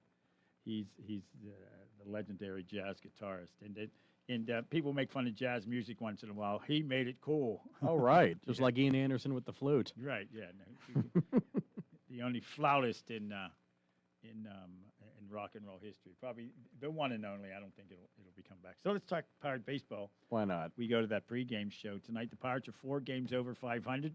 We're not in the basement, but the Pirates are in such a good division. Yeah, it's the NL Central is getting good as soon as the Pirates are getting better. Right, exactly. The division was awful for years when they were not very good. But yeah, 4 games above, 3 wins in a row. It's great to beat your former manager. Derek Shelton comes back to town, and the Pirates sweep him away. And I find something funny. Greg Brown was announcing the game, and he said, whoever the Twins pitcher was, and pow, 100 pitches, he's out of the game. Right. And it was sort of like sticking a thing at the. It's like they bring a club out and right, just pull him as out. the former Pirate manager who took people out no matter what they were doing at 100 pitches. Oh, sure, he could be tossing a perfect game. Right, and it was funny how Greg Brown did, and bam, he's out of the game. That's it. That's funny. Well, and the Chicago Cubs are, my gosh, they were, when we were playing them, they had lost 10 in a row, and they were still over 500. They've had 2 10-game win streaks and 2 10-game losing streaks, all before June started. That is how long baseball is. That's an amazing up and down period. Wow, I mean, 2 to go on 10-game 3 winning streaks and 2 like that. 10-game losing?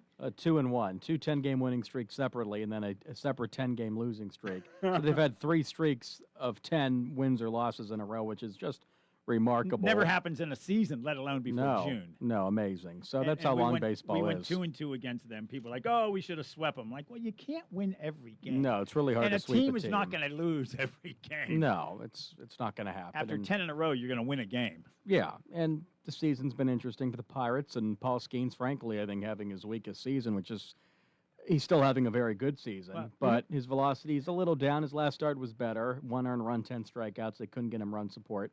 Jared Jones is back, made his first start in over a year. That must have been a weird feeling for him. Yeah, he was since- out all of last Since year. 2024. Right, he was out all It's of like last 600 year. days. Yeah, it's a long time. And he he's back. pitched how many strikeouts? He pitched well the other Yeah. night. Yeah, and then they moved Carmen Majinski to the bullpen. So And boy, that he's acted he's a little throwing a little strange. bit of a fit, Yeah, which is just like you're making millions of dollars. yeah. Carmen, you're the team's fourth best pitcher. Just be Right. happy to be on the And then roster. he said, "I'm not sure if I'm going to pitch, make myself available to pitch." He had a really? mental health day or whatever the kids call it now. I mean, whatever. I How don't about know. if I tell Brian, "Hey, I'm not going to be on the air today"? Well, that might be welcome news for the listeners now. You could, I don't get that. Yeah, like You go out there and throw the baseball, man, and whatever's going on in you're his not Phil personal life. Negro. Right, Phil Negro.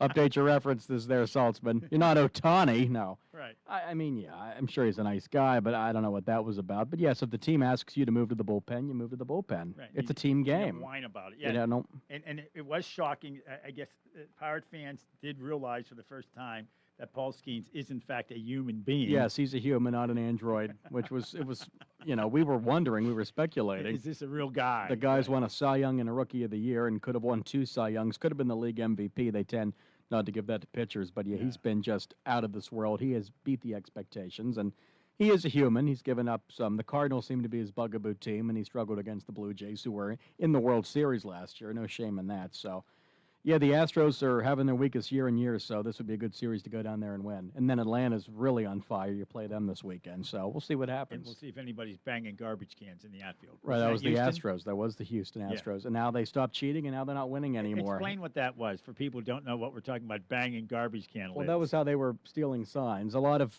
teams, the Red Sox got caught with Apple Watches recently. That was a new form of cheating. This was old school. They were banging garbage cans to determine pitches. I don't know if one Because bang was somebody one bang was- was a fastball, 2 was a curveball. I'm not sure what their system was. Somebody was in the outfield looking with binoculars or Right. something. It was something out of the 30s or 40s. I mean, it just Banging garbage cans. yeah, I could see like stealing signs on an Apple Watch or a laptop or technologically stealing them. But yeah, it was. Banging garbage cans lids. Right. And they had their World Series rings. I don't know if they were vacated. I mean, they still happen. I love when they vacate wins. That's such Yeah. a silly, shallow When- punishment. When they took 500 wins away from Joe Paterno. They did that to Joe Pa officially. Yeah, he still has and then them. They gave him back to him. Yeah. Right. They took the statue down and they put it back up. Now it's down again. It's all At- silly. At one point, an announcer said, I'm pretty sure that Paterno won those games. Right, right. You can't go back in time and. No. But Yeah. yeah, the Pirate season so far, Don Kelly has proved he's not just an interim manager. They decided to keep on just to see what he could do. He seemed He's the manager. He'll be there. Yeah. And His first full year. Lau got thrown out of a game the other day. He's a heck of a player. Yeah, under but questionable circumstances. I guess something Right. he said to the ump. something about his mother, maybe. Later, Greg Brown was saying that then when Don Kelly came out and started arguing with the ump, he said the ump let him go much, much longer than they normally would. Right. So it's almost an admission like I screwed up throwing Lau out so quick. So I'm going to let you Exactly. scream at me for as long as you want. And you like to see those fights. There aren't as many anymore. Oh, we used to. Earl Weaver would get right in the umpire's face. He'd turn the hat around. Turn the hat around. Oh, so he could get closer. So their noses would Oh. show their noses, and of course, Billy Kicking Martin, dirt. Billy Lloyd Martin McClendon. would kick the dirt Oh, on the ump. Billy Martin, who was hired and fired 5 separate times by the nutcase that was George Steinbrenner. What Yeah. a nut. Yeah, I mean, those were the days. Lloyd McClendon, even in recent years, stealing a base. You want to see stuff like Oh, yeah, that. Yeah, why not? It's baseball. It's fun. Stole first base and walked off Walked the off. field. That will go down. Lil Lloyd, forever. Little League World Series hero, Lloyd McClendon, by the way, his claim to fame. Not a good manager at all, frankly, but Stole, the Pirates. My gosh, when you think the Steelers, how many coaches they've had, right. And the Penguins. but Yeah, the Big Man- Mike from Greenfield's just the fourth in, 70 years now? Not quite. 1969. Since the 60s. Yeah, we'll see what they do. They brought back Aaron Rodgers, and hey, I mean, I don't think Aaron Rodgers would come back if McCarthy. He said I was very disappointed when Tomlin decided to retire. Right.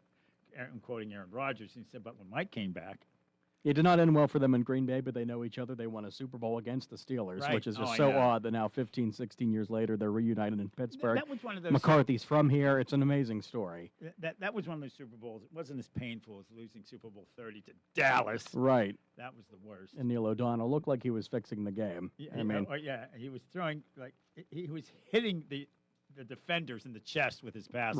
right. Yeah, I mean, we'll never know if he was on the take there. I don't. Yeah, I doubt it. We're not He was just not. He you was know. just not good. You're right. And One then- of then the, he one of the left- weaker quarterbacks to make a Super Bowl in recent history. And then he left the team at the end of the year, and he said he went to Tennessee because he wanted to go to a team committed to winning. I'm like, well, I don't know. You were just in the Super Bowl. It was the Jets, but yes, just as Oh, the funny. Jets, He I'm said the Jets are a winner. Like, no, they're not. They haven't won since Joe Namath and was then there. he got hurt during pregame warm-ups Right. of the first game. Yeah, what a dunce. Yeah, but hey, that's sports. That's the business of it.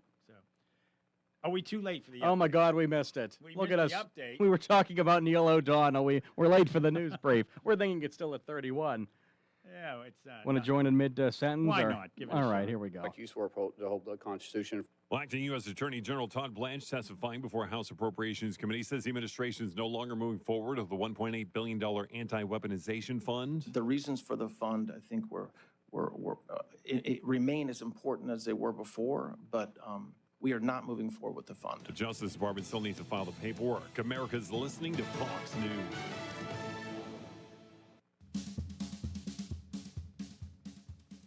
This is State Representative Charity Grimm-Krupa, proud supporter of agriculture, family farms, and rural Pennsylvania. That's why I'm excited to support Heartland with Haley.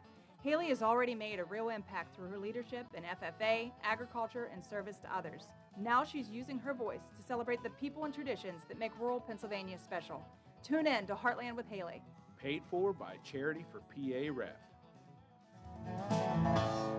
As the nation and county turns 250, join us at 7 p.m. July 1st for a countywide night of worship, prayer, and unity at the EQT Arena at the Fayette County Fairgrounds as churches gather together to seek the heart of God. As we reflect on America's 250th year, we look ahead with faith and expectation for the future. We believe God is calling His church to greater unity and a renewed commitment to serve our communities. It's more than a worship gathering. It's a starting point for pastors, leaders, churches, families, and believers across denominations to come together with one heart and one mission: to love God, love people, and believe for transformation in our county. Join us as we pray for our schools, families, foster homes, churches, leaders, and future generations. Let's celebrate what God has done and believe together for what's ahead. America's 250, a night of worship, EQT Arena, Fayette County Fairgrounds, 7 p.m. July 1st, hosted by the Churches of Love Fayette. Looking to start a career in nursing?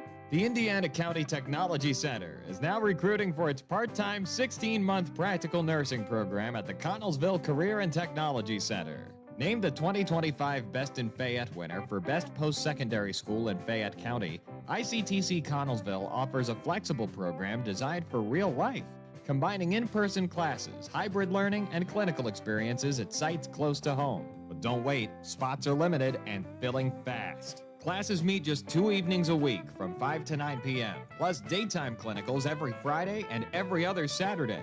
Graduates can also earn college credits and gain advanced standing to continue up the nursing career ladder. With a 97% pass rate on licensure exams, now is the time to secure your place for the August start date. Federal financial aid and PA CareerLink funding are available for those who qualify. To learn more or apply today, visit indianacountytechnologycenter.edu/practical nursing. Tune in each Saturday morning from 6 to 7 a.m. right here on WMBS 590 AM and FM 101.1 for Garden Talk Radio. It's the Gardening with Joey and Holly radio show, topic-focused, guests from across the country, and answering your garden questions. Send your questions in now to gardentalkradio@gmail.com or call anytime to 1-800-927-SHOW. That's every Saturday morning from 6 to 7 a.m. right here on WMBS 590 AM and FM 101.1. Catch the replay Monday evenings from 6 to 7 p.m. Do you enjoy luxury? Well, Live Casino wants to put you in the driver's seat. Ignite your drive and win a new Mercedes-Benz. Look for the specially marked slot machines near the cocktail bar and play daily for your chance to win. All it takes is one bet. Sit down, swipe in, and you could ride off in a new Mercedes-Benz GLC 300.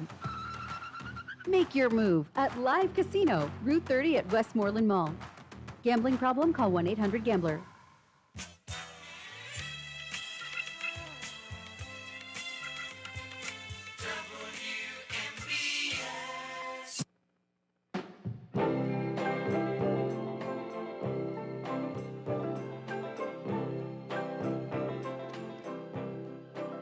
You know, we had a guest on with us earlier whose name was Dylan Sullivan. I inadvertently called him Bob at one point. But Bob Dylan, you know, that's okay. We'll get the nickname Bob Dylan Sullivan. Being mistaken for Bob Dylan, you can do a lot worse. A lot worse is they pulled it. No, what did he win? Nobel. Nobel Prize. He That's didn't show right. up for it. He didn't show up for it. God love him. 'Cause I He's think- about the only artist who hasn't sold his catalog, I don't think. Maybe he has at this point. Yeah, I don't know if he has. Neil Young did, which Neil was Young said, shocking. I'll never do it. I'll never do it. At one point, he had a video where he held up a beer can that said, brought to you by nobody. And then Right. years later, he realized, you know, I can make a lot of money selling this catalog. Everyone has a price tag, yes. Exactly. A couple years ago, one of the highest paid celebrities was Jim Morrison because they sold the Doors catalog of music. Right. At one point, didn't Michael Jackson own all the Beatles music somehow? Oh, who knows? He did that one duet with McCartney.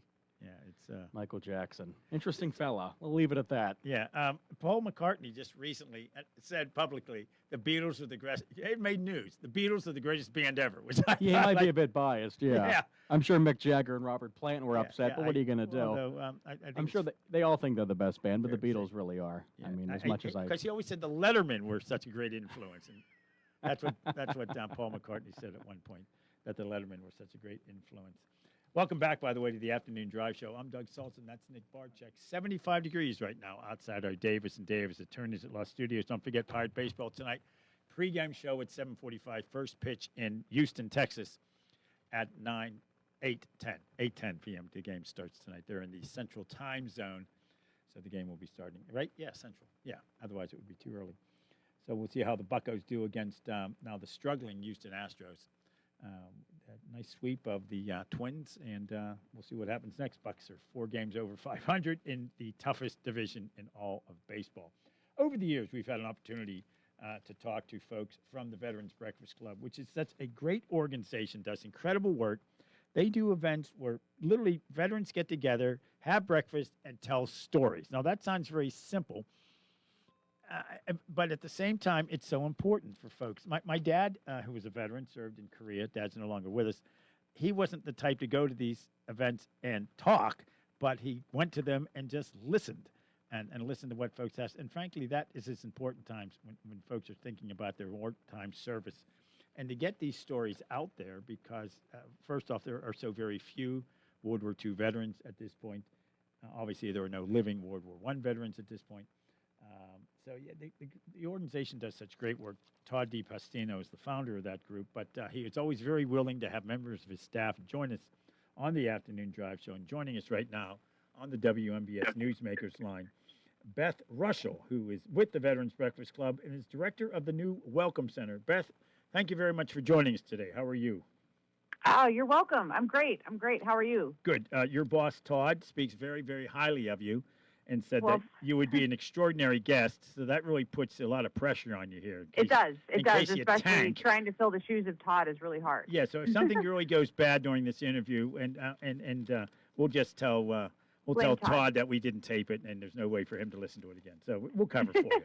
But frankly, I don't suspect that will happen.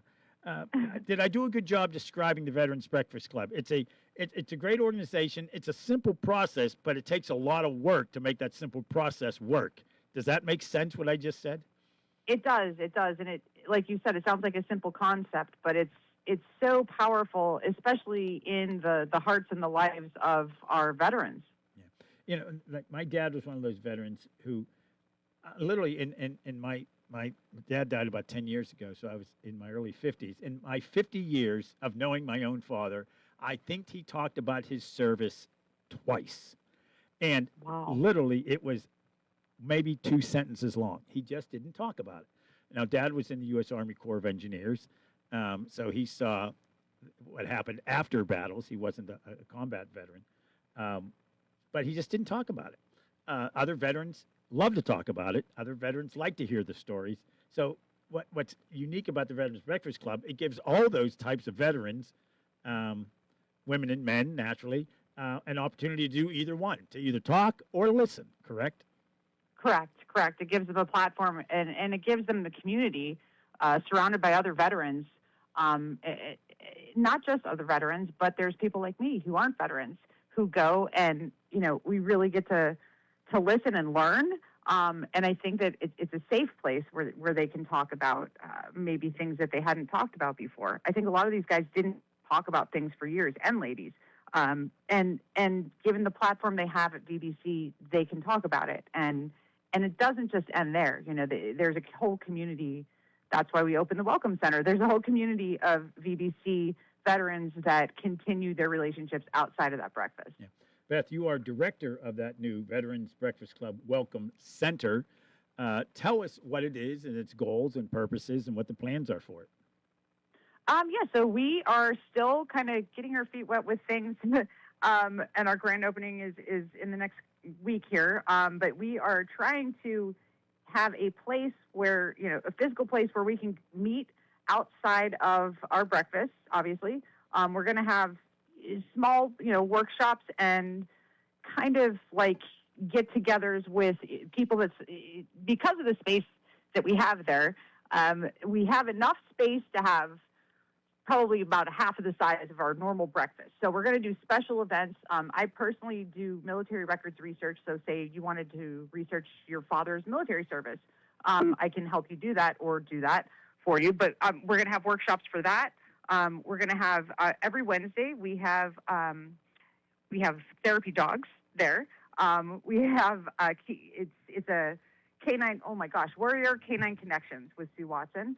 And we have other partners that are going to come out, like veteran service officers are going to come out. And if veterans are, struggling to get their benefits, they can come out and meet with one of the veteran service officers. We're going to have a whole calendar of things for people to come out and do, actually. If someone doesn't know what a veteran service officer is, a VSO, please explain that. So there are a lot of people who don't know how to navigate the system to get the benefits that they've earned through their military service.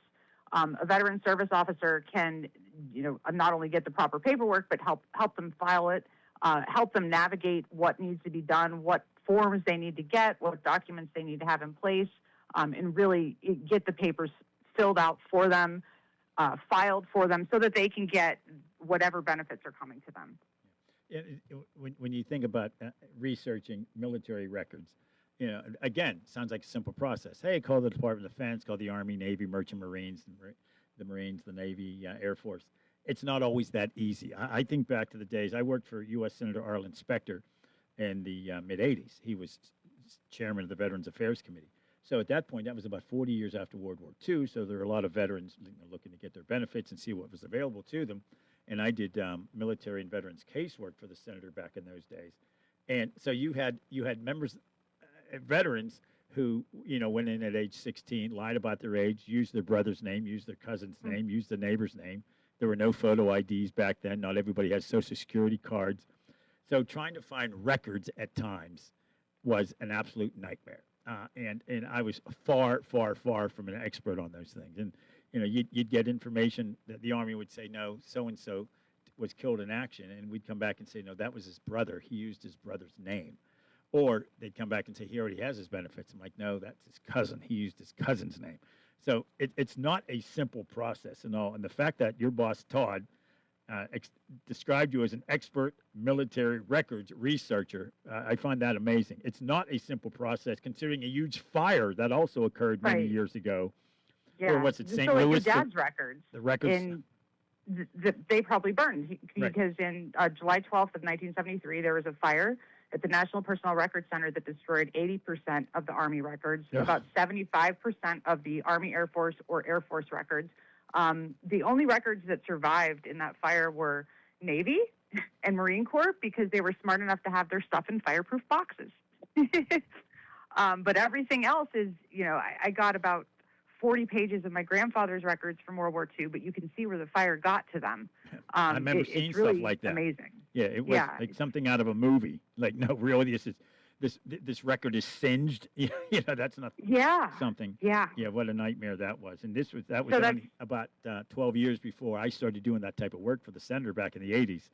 And they were literally sifting through and putting on microfiche burned pieces of paper to see what they could save. Yes, yes. I can't imagine how many people you had to let down that, your records don't exist anymore because they've been destroyed. But what we do now as researchers, like what I do, is I try to, you find one little starting point, and then you look for supplemental records in other places that they might still exist, like unit histories and stuff like that, where they'll tell you that, oh, you're not going to find personal names in those records, but you do. I do all the time. I have footage of my grandfather at on a airfield in France during World War II that was found in the National Archives. It's in color. William Wyler shot it. You just literally never know what you're going to find. Color if you look photos hard enough. from World War II? It's actually film footage. Oh, it's that's a unheard film of from the 40s. that William Wyler shot. Yeah, it's Wow. Technicolor for that time, 1944, footage on an airfield in France where he was on a supply mission. So you literally just never know if you actually really dig like I do, what you can find out there. So this wasn't colorized later. This was color at the time it was shot. That's amazing. Yeah, because filmmaker William Wyler was shooting the movie Thunderbolt. He's the one that did Memphis Belle as well. And this was just extra footage. It's Wyler's extra footage outtakes. Wow, that's amazing. And we have all those questions you should ask your parents before they go. And my brother and I, to this day, regret we didn't get more information from our parents about our family's history, that sort of thing. We have pictures of my dad in the military, but they're like hanging out with his buddies, talking to folks. Like, we'd love to have his. I mean, everybody who goes in the military has an official photo taken. We've never been able to find that. So maybe I should give you a call, Beth, and say, hey, can you track down his official record, his official photo there was that was probably taken? there was probably a photo taken when he was in boot camp. Right, exactly. They do that, of course, for everybody. And unless it burned, I suppose we might be able to find it, but we always wanted to try to have that. But we do have some great photos of him in Korea. Smoking a very long, thin pipe. And my dad was conservative, traditional as they come. And I used to say, Dad, what were you smoking in that pipe? And he said, well, tobacco, of course. I'm like, yeah. No. That's amazing. What's amazing, so we have this picture of him with this pipe with a couple of South Koreans next to him. And we have that pipe. He brought it home from Korea, and I have it hanging on the wall in my home. Oh, my God, with is that cool? Pictures. Yeah, this pipe. And to this day, I want to have it tested. Just what was Dad smoking in that pipe?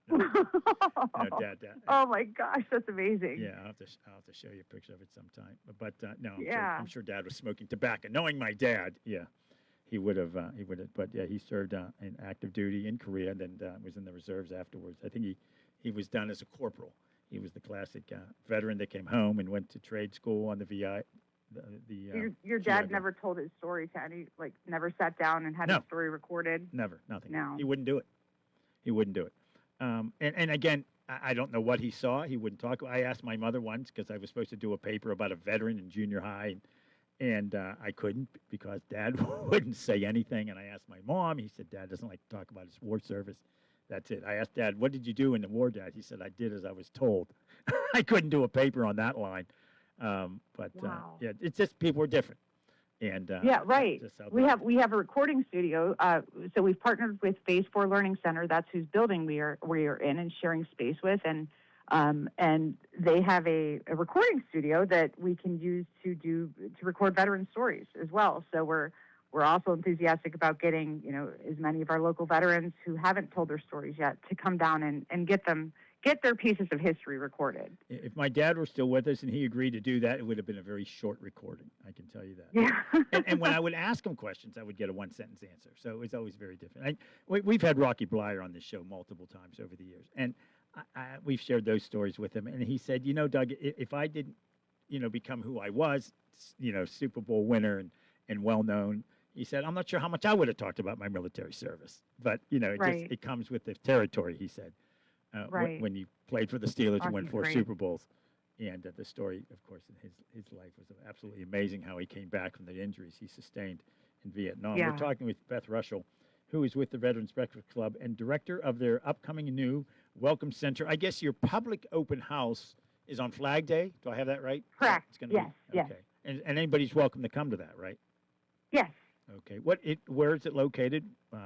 Website, that sort of thing. Where can we get more It's at information? 5850. It's at 5850 Center Avenue, and it's inside the big Phase 4 Learning Center, where basically the whole side of the first floor of our building. And that's Center Avenue in the city of Pittsburgh.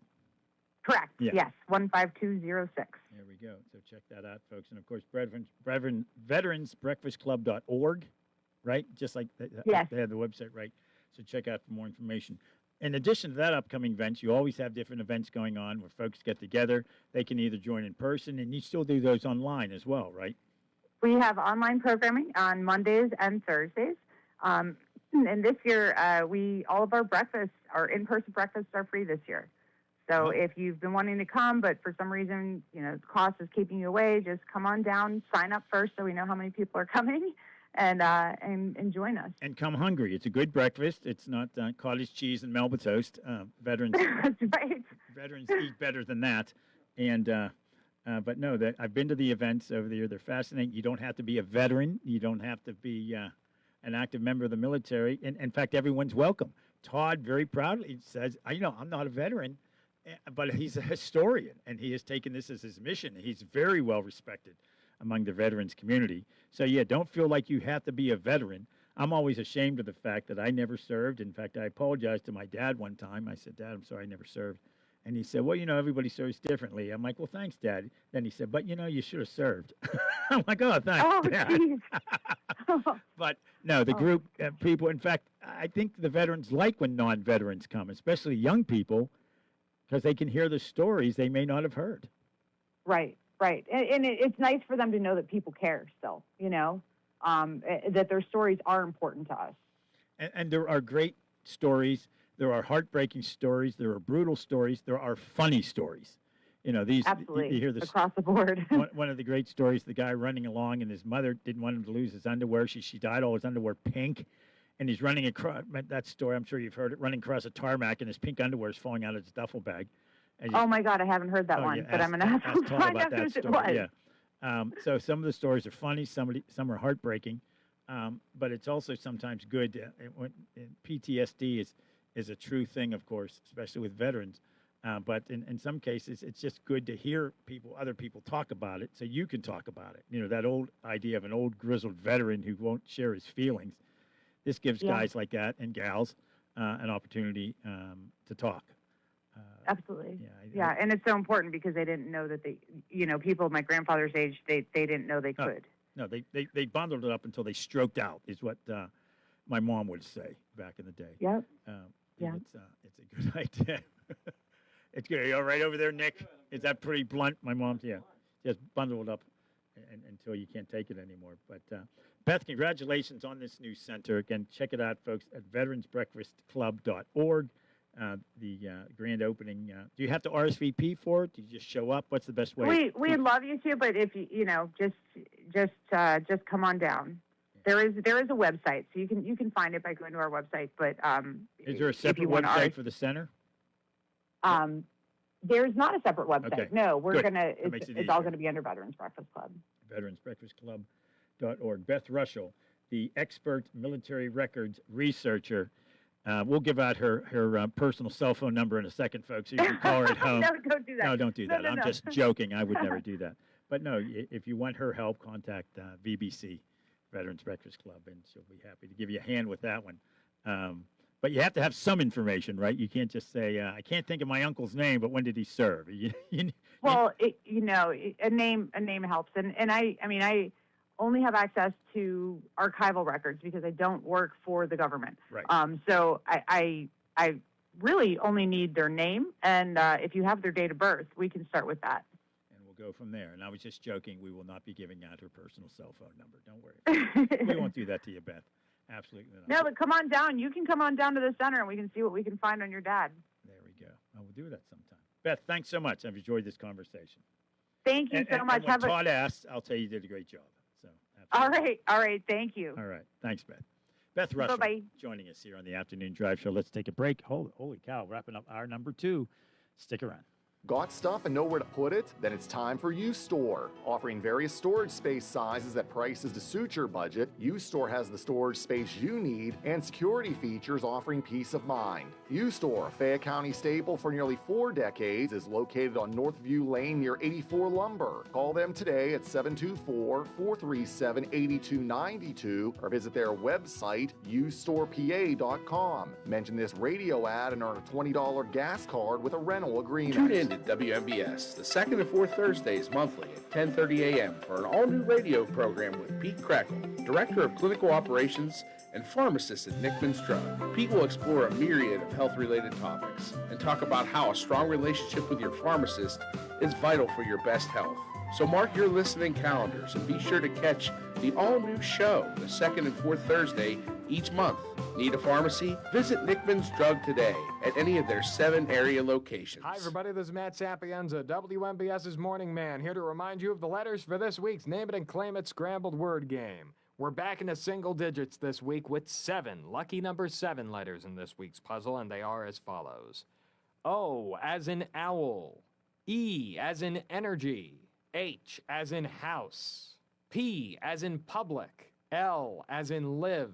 T as in think, and O as in obese. Those letters make up one word. You must use all the letters in your answer. No proper names, please. Should you unscramble the letters into the word we're looking for and are the lucky one chosen, you'll win a $60 packet of Pennsylvania Lottery scratch-off tickets. Naturally, this means you must be 18 or older to participate this week, because that's how old you have to be to play any game from the Pennsylvania Lottery. So if you want to win these scratch-off tickets, here's how you enter. You send in your answer along with your name, address, and phone number to Name It and Claim It, WMBS Radio, 44 South Mount Vernon Avenue, Uniontown, Pennsylvania, 15401. Or if you really feel like it, you can drop your answer off personally here at the WMBS Broadcast House at that very same address. Either way, make sure your cards get in by no later than 4 o'clock this Thursday afternoon, June 4th.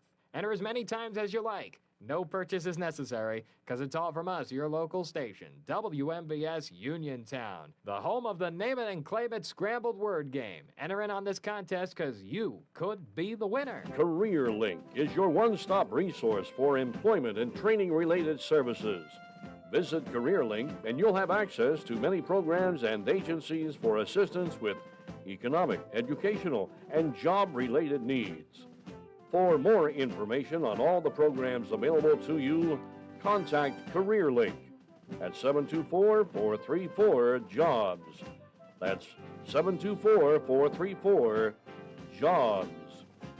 Mountaintop Title and Notary can handle all of your motor vehicle and PennDOT needs, such as titles, plates, renewal, registrations, and all notary needs. Tina Nicholson of Mountaintop Title and Notary can also handle ATV and boat titles and also does income taxes. Hours are Monday through Friday, 9:30 to 4:30, and appointments can be made for after hours and Saturdays. Mountaintop Title and Notary with a new location at 655 Nelson Road in Farmington, the only place you need to go for all title, notary, and tax work. Call Tina at 724-984-1514 for the most professional services around. As loved ones age, it's important to make sure that they're getting the care and attention that they need.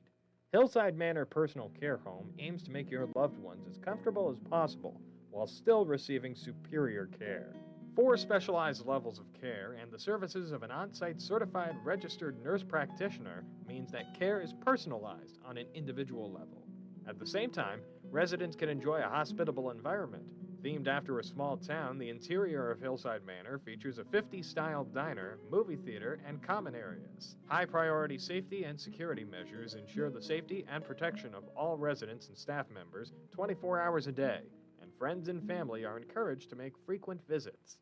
If you're looking for a clean, friendly, and safe place for your loved ones, look no further. Hillside Manor Personal Care Home is ready to meet your needs. Call 724-439-2273 for more information. They look forward to meeting you.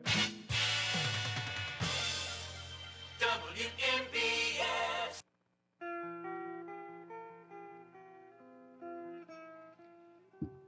The first time this group played in southwestern PA, they played at Westview Amusement Park in a place called Dance Hall. The tickets were $3.75.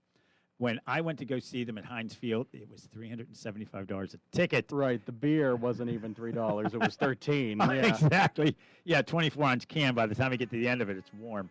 Yeah. Nick and Keith, you're welcome for your life. All the people who buy tickets have paid for your life. Yeah. Yeah. But they're amazing talents. And they come God out with a love new them. album. They are. They're still going. Springsteen. You know they're going to do another tour. Of course. I'll be there. Why not? Seen them twice. They're having a blast. I guess I've seen them about half a dozen times over the years. I almost said CBS News. Fox News is next on your local station, WMBS Uniontown. When we come back, we're going to talk Joe Negri with Speedy Delivery. It's off the table. I'm Lisa Lacera, Fox News. The Trump administration is scrapping plans to create a $1.8 billion fund meant to compensate allies of the president.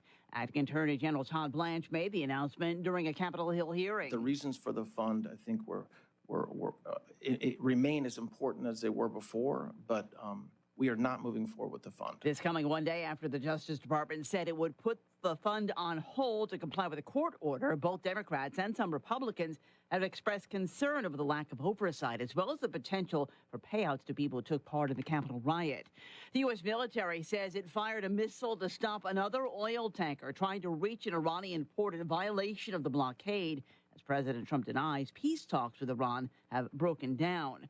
Primaries today in a half dozen states. In Los Angeles, they're casting ballots for mayor. In the Los Angeles mayoral race, Democratic incumbent Karen Bass is fighting to keep her job, pushing back on claims that California's largest city has deteriorated under her watch. She's locked in a tight race with former reality TV star Spencer Pratt, who has gained popularity and outraised Bass in a last-minute push, highlighting the hot-button issues but offering little detail on exactly how he'd fix them. Progressive Councilwoman Nithya Raman, running to the left of Bass, rounds out the top three. Fox's Jonathan Hunt in Los Angeles. California also weighing in who should succeed Governor Gavin Newsom, who's term limited. U.S. House race is also on the ballot. Voters also casting ballots in New Mexico, New Jersey, Iowa, Montana, and South Dakota. Former New York State Trooper Christopher Baldner sentenced to at least 2.5 years in prison after he rammed his vehicle into an SUV during a high-speed chase, leading to the death of an 11-year-old girl. America is listening to Fox News.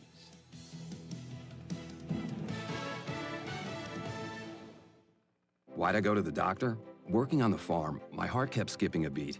I didn't think much of it, but my daughters made me get checked out. Turns out I have atrial fibrillation, which increases the risk of stroke about 5 times. Symptoms like irregular heartbeat, heart racing, chest pain, shortness of breath, fatigue, or lightheadedness can come and go. But if it's AFib, the risk of stroke remains. If you have symptoms, contact a doctor. I'm so glad I did.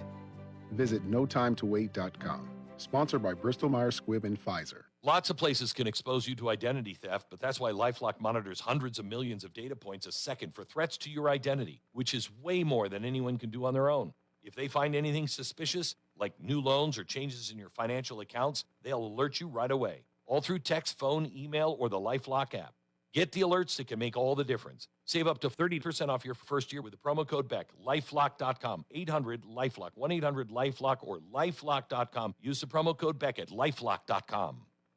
Newark, New Jersey's mayor continuing his call for an immigration detention facility to be shut down. Newark Mayor Raz Baraka is urging the federal government to close 1,000-bed ICE facility Delaney Hall. He says the city has already initiated legal action against Geo Group, the private company running the facility, and says the lawsuit may be expanded unless city officials are allowed to inspect it. This is not a federal facility. These are not federal grounds. This is a private facility, private workers, and they're subject to state and municipal laws. Newark police are now taking the lead on public safety outside the facility. Homeland Security officials have denied allegations of the hunger strike and inhumane living conditions. In New York, Tanya J. Powers, Fox News. President Trump is proposing cutting funding for the Chemical Safety and Hazard Investigation Board, a small federal agency that probes chemical disasters and pushes for safety fixes. Worker advocates and former CSB members warn dismantling the agency could leave states like West Virginia with long histories of deadly industrial chemical incidents more vulnerable to future disasters. The White House says the CSB duplicates work already done by the Environmental Protection Agency and the Occupational Safety and Health Administration, and argue that eliminating it would help shrink the federal government. A week after Major League Baseball proposed a salary cap to kick off labor negotiations, the Major League Players Association vows to keep things the way they are. The current collective bargaining agreement expires in December. A work stoppage in the form of an owner's lockout could be waiting in the wings. Interim union head Bruce Meyer told reporters Monday, "Our union has never been broken and never will be. Our players have what they have, including being the only sport that doesn't have this ultimate restriction, the salary cap, because our players have always been the most unified, and that's going to continue." The NBA's had a salary cap since the 1984-85 season. The NFL. Fox's Jared Max. I'm Lisa Lacera. This is Fox News. And this is WMBS Weather Watch, brought to you by Maloney's on West Main Street. Give them a ring for specials. Ask about their popular banquet facility and banquet menu at Maloney's of Uniontown. Now the Weather Watch for all of southwest Pennsylvania. Low tonight down to 47, warming back up to 80 for Wednesday. Overnight low in the evening at 53. More sun Thursday, 84. Even warmer Friday to begin the weekend at 87. Do have a chance of showers Saturday at 83. And it looks like thunderstorms throughout the day Sunday at only 77 for the high. Low at 59, back up to 80 with sun for Monday. Right now, clouds and sun outside of our Davis & Davis studios in Uniontown at 7:05 on a Tuesday. It's 74 degrees, and not sure what the weather is in Houston, but they do have a roof, so even if it's raining, should not have a delay tonight, unless there's a hole in that roof. The Weather Watch brought to you by Maloney's on West Main Street. Give them a call for special 724-437-2061 for Maloney's of Uniontown. Pirates baseball at 7:45. Until then, more of the afternoon drive show with Doug Saltzman right after this on WMBS. Attention, active and retired coal miners. Have you been screened for black lung? Here at the Black Lung Clinic at Centerville Clinics, we offer yearly screenings, diagnosis, education, and treatment options to help you live a fuller, healthier life. We provide care regardless of your ability to pay. Call Centerville Clinics today at 724-632-6801. Do it today. As loved ones age, it's important to make sure that they're getting the care and attention that they need. Hillside Manor Personal Care Home aims to make your loved ones as comfortable as possible while still receiving superior care. 4 specialized levels of care and the services of an on-site certified registered nurse practitioner means that care is personalized on an individual level. At the same time, residents can enjoy a hospitable environment. Themed after a small town, the interior of Hillside Manor features a 50s-style diner, movie theater, and common areas. High-priority safety and security measures ensure the safety and protection of all residents and staff members 24 hours a day, and friends and family are encouraged to make frequent visits. If you're looking for a clean, friendly, and safe place for your loved ones, look no further. Hillside Manor Personal Care Home is ready to meet your needs. Call 724-439-2273 for more information. They look forward to meeting you. Economy Furnace Heating and Air is your hometown HVAC team for America's 250th celebration of freedom. Celebrate the freedom to choose comfort and savings. When you call Economy, you get excellent service and local expertise that knows our weather and our neighbors. Celebrate freedom, family, and home comfort. Economy Furnace Heating and Air is proud to partner with Amana, an all-American-made company built on hardworking values and dependability. What's a birthday celebration without presents? Until July 4th, Economy Furnace is offering $250 off any air conditioner installation. In appreciation and gratitude, Economy Furnace Heating and Air is proud to offer all military veterans, with a valid ID, a 25% discount on a clean and tune or a needed repair. We are honored to serve our veterans. Call Economy Furnace at 724-438-4575 before the season heats up. Economy is ready to help today. For economy, price, and quality service, call Economy Furnace.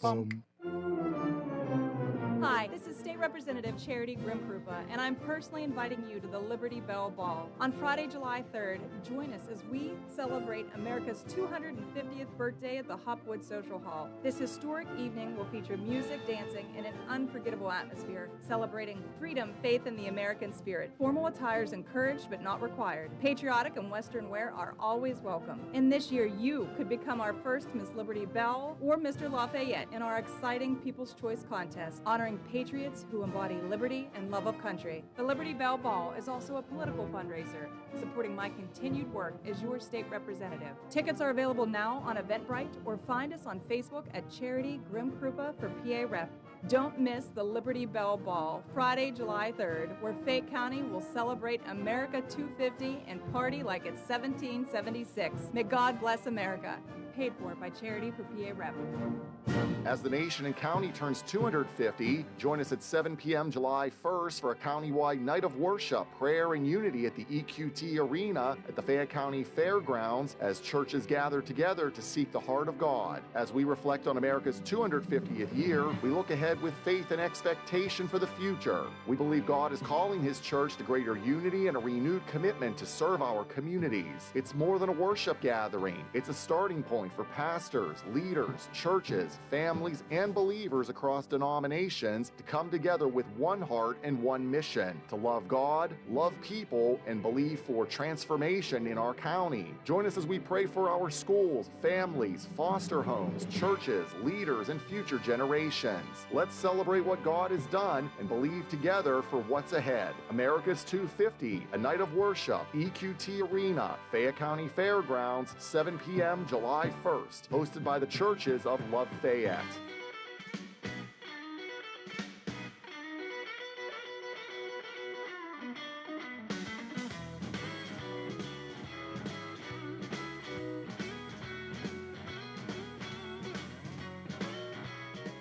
Hour 3 of the afternoon drive show on your local station, WMBS Uniontown. We're going to be with you till 7:45 tomorrow night, too. Looking at my Keith Smith's going to join us at 7:20, get the latest from his analysis. I think we're also going to try to track down Finn Gomez, who's going to talk about all the primaries that are happening today.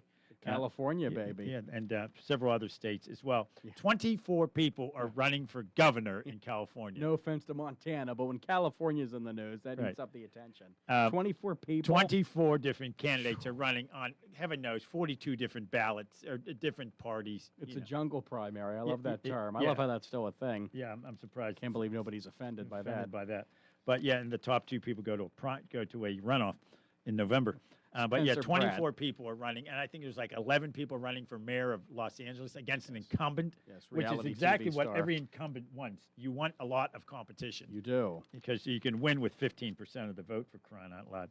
So tomorrow, Keith Smith's going to join us at 7:20 to talk about Pirates. We're going to talk not Penguin hockey, but NHL playoffs, the Stanley Cup Finals. Bob Grove's going to join us tomorrow, Nick. Vegas against Carolina in June. That really sounds like hockey. Yeah, so get ready for that. 6:35, Nick. Get your questions ready for the preeminent expert. I'm ready. Bob Grove. Thane Rosenbaum's going to join us, talk about the legal aspects of an anti-weaponization fund. Oh, the AWF. An anti-weaponization fund sounds like money you're raising to get rid of nuclear weapons. It does. That's what I thought it was. Yeah, no, that's something that the president is now backstepping on. And we're going to check in, talk about school attendance and the ongoing problem with that, which was an issue before the pandemic and still seems to be an issue nowadays as well. So all that coming up tomorrow. Coming up in a few minutes, we're going to talk about Joe Negri. The legend's overused, but it certainly applies in this situation. Now, Nick, were you a Mr. Rogers neighborhood watcher growing up? I've seen it, not religiously, but I saw it. I did see it. I know the face of Mr. Rogers, and the movie that Tom Hanks made, I think, brought a lot of people that were younger that didn't remember it to understanding of it, but it was a legendary show. A national show. I mean, based in Pittsburgh, but it had a national following. It was one of the highest rated public television shows, Mr. Rogers. Yes, he was extremely famous, a great man from all accounts. You met him, Mr. Rogers. Multiple times. Just is the way he was on TV is the way he was in person. I've told the story before that he was in Washington, D.C. to testify before Congress, and Arlen Specter was hosting, and so I just happened to be in D.C., and Specter says, hey, come along with me as we take Fred along, and we're walking down the hall somewhere, whether it was in the Capitol, maybe the Hart Senate office building, and here comes Ted Kennedy in the other direction. All important. Very important. Walking very fast with staffers around him. And he looks up and he says, Arlen. And Arlen says, Ted. And then Ted looks over and sees me, who cares, and then looks at Fred Rogers and stops on a dime. He said, Mr. Rogers, I'm Ted. He was like a little kid suddenly. When Ted Kennedy's impressed by you. Yeah, that's right. That's impressive. And he didn't call him Fred. Mr. Rogers, I'm Ted. That's amazing. Who's I'm sure his kids watched it, so they had a brief conversation. And Specter later made a comment.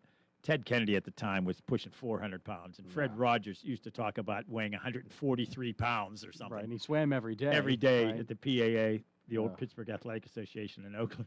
So, yeah, Fred Rogers was like a third the size of Ted Kennedy. Right. Yeah, Ted was a big boy, liked his scotch or whatever drink he liked. Yeah, it's anyway. Specter would always joke that there was a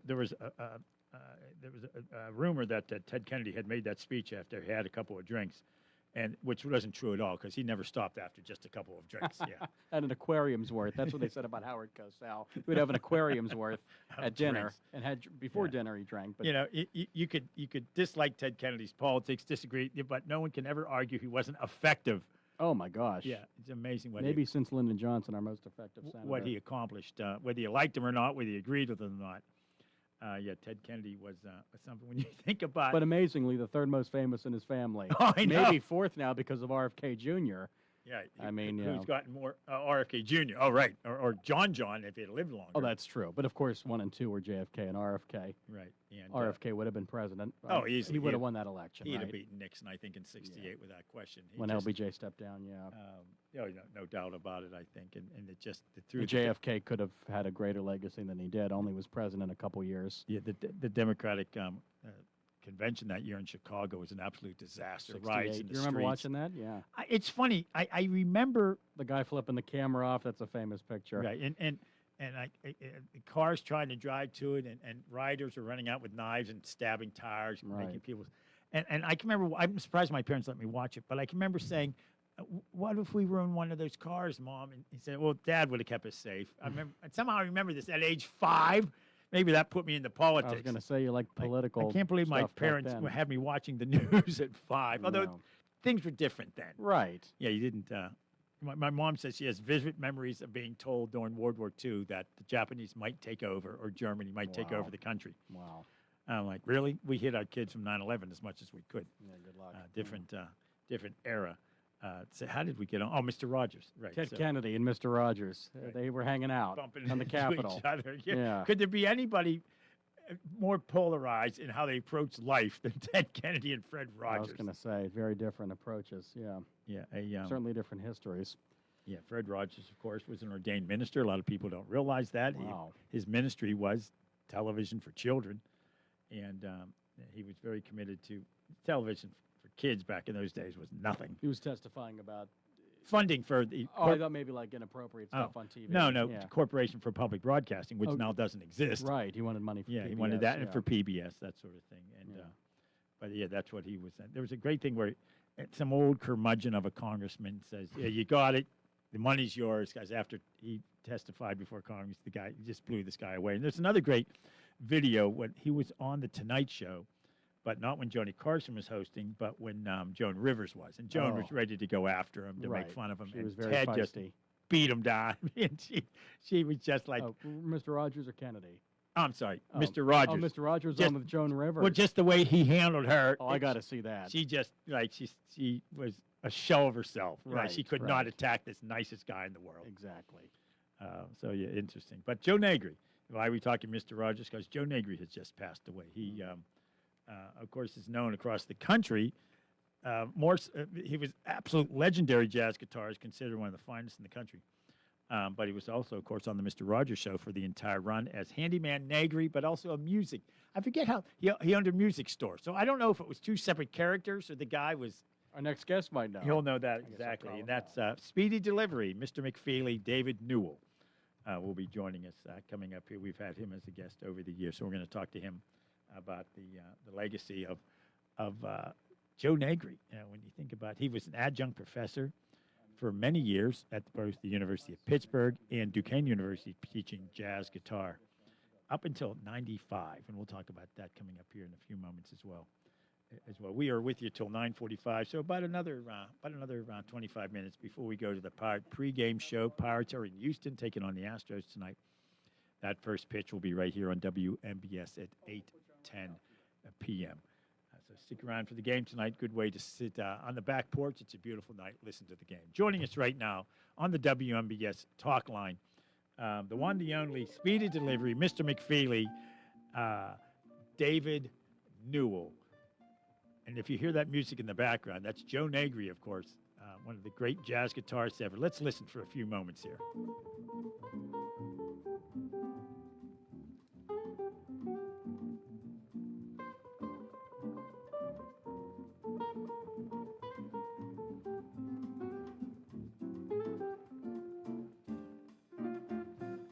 That is a cool jazz version of It's a Wonderful Day in the Neighborhood there. Good get there, Nick. Our producer grabbed that one and put it over the air as we talk with David Newell. David, thanks for joining us. First off, our condolences on the loss of your castmate, your friend. You worked with him for decades, Joe Negri, so sorry about your loss. Well, thank you. Yes, I did. We started working together in 1967. That's when the Mr. Rogers' Neighborhood went on the air nationally.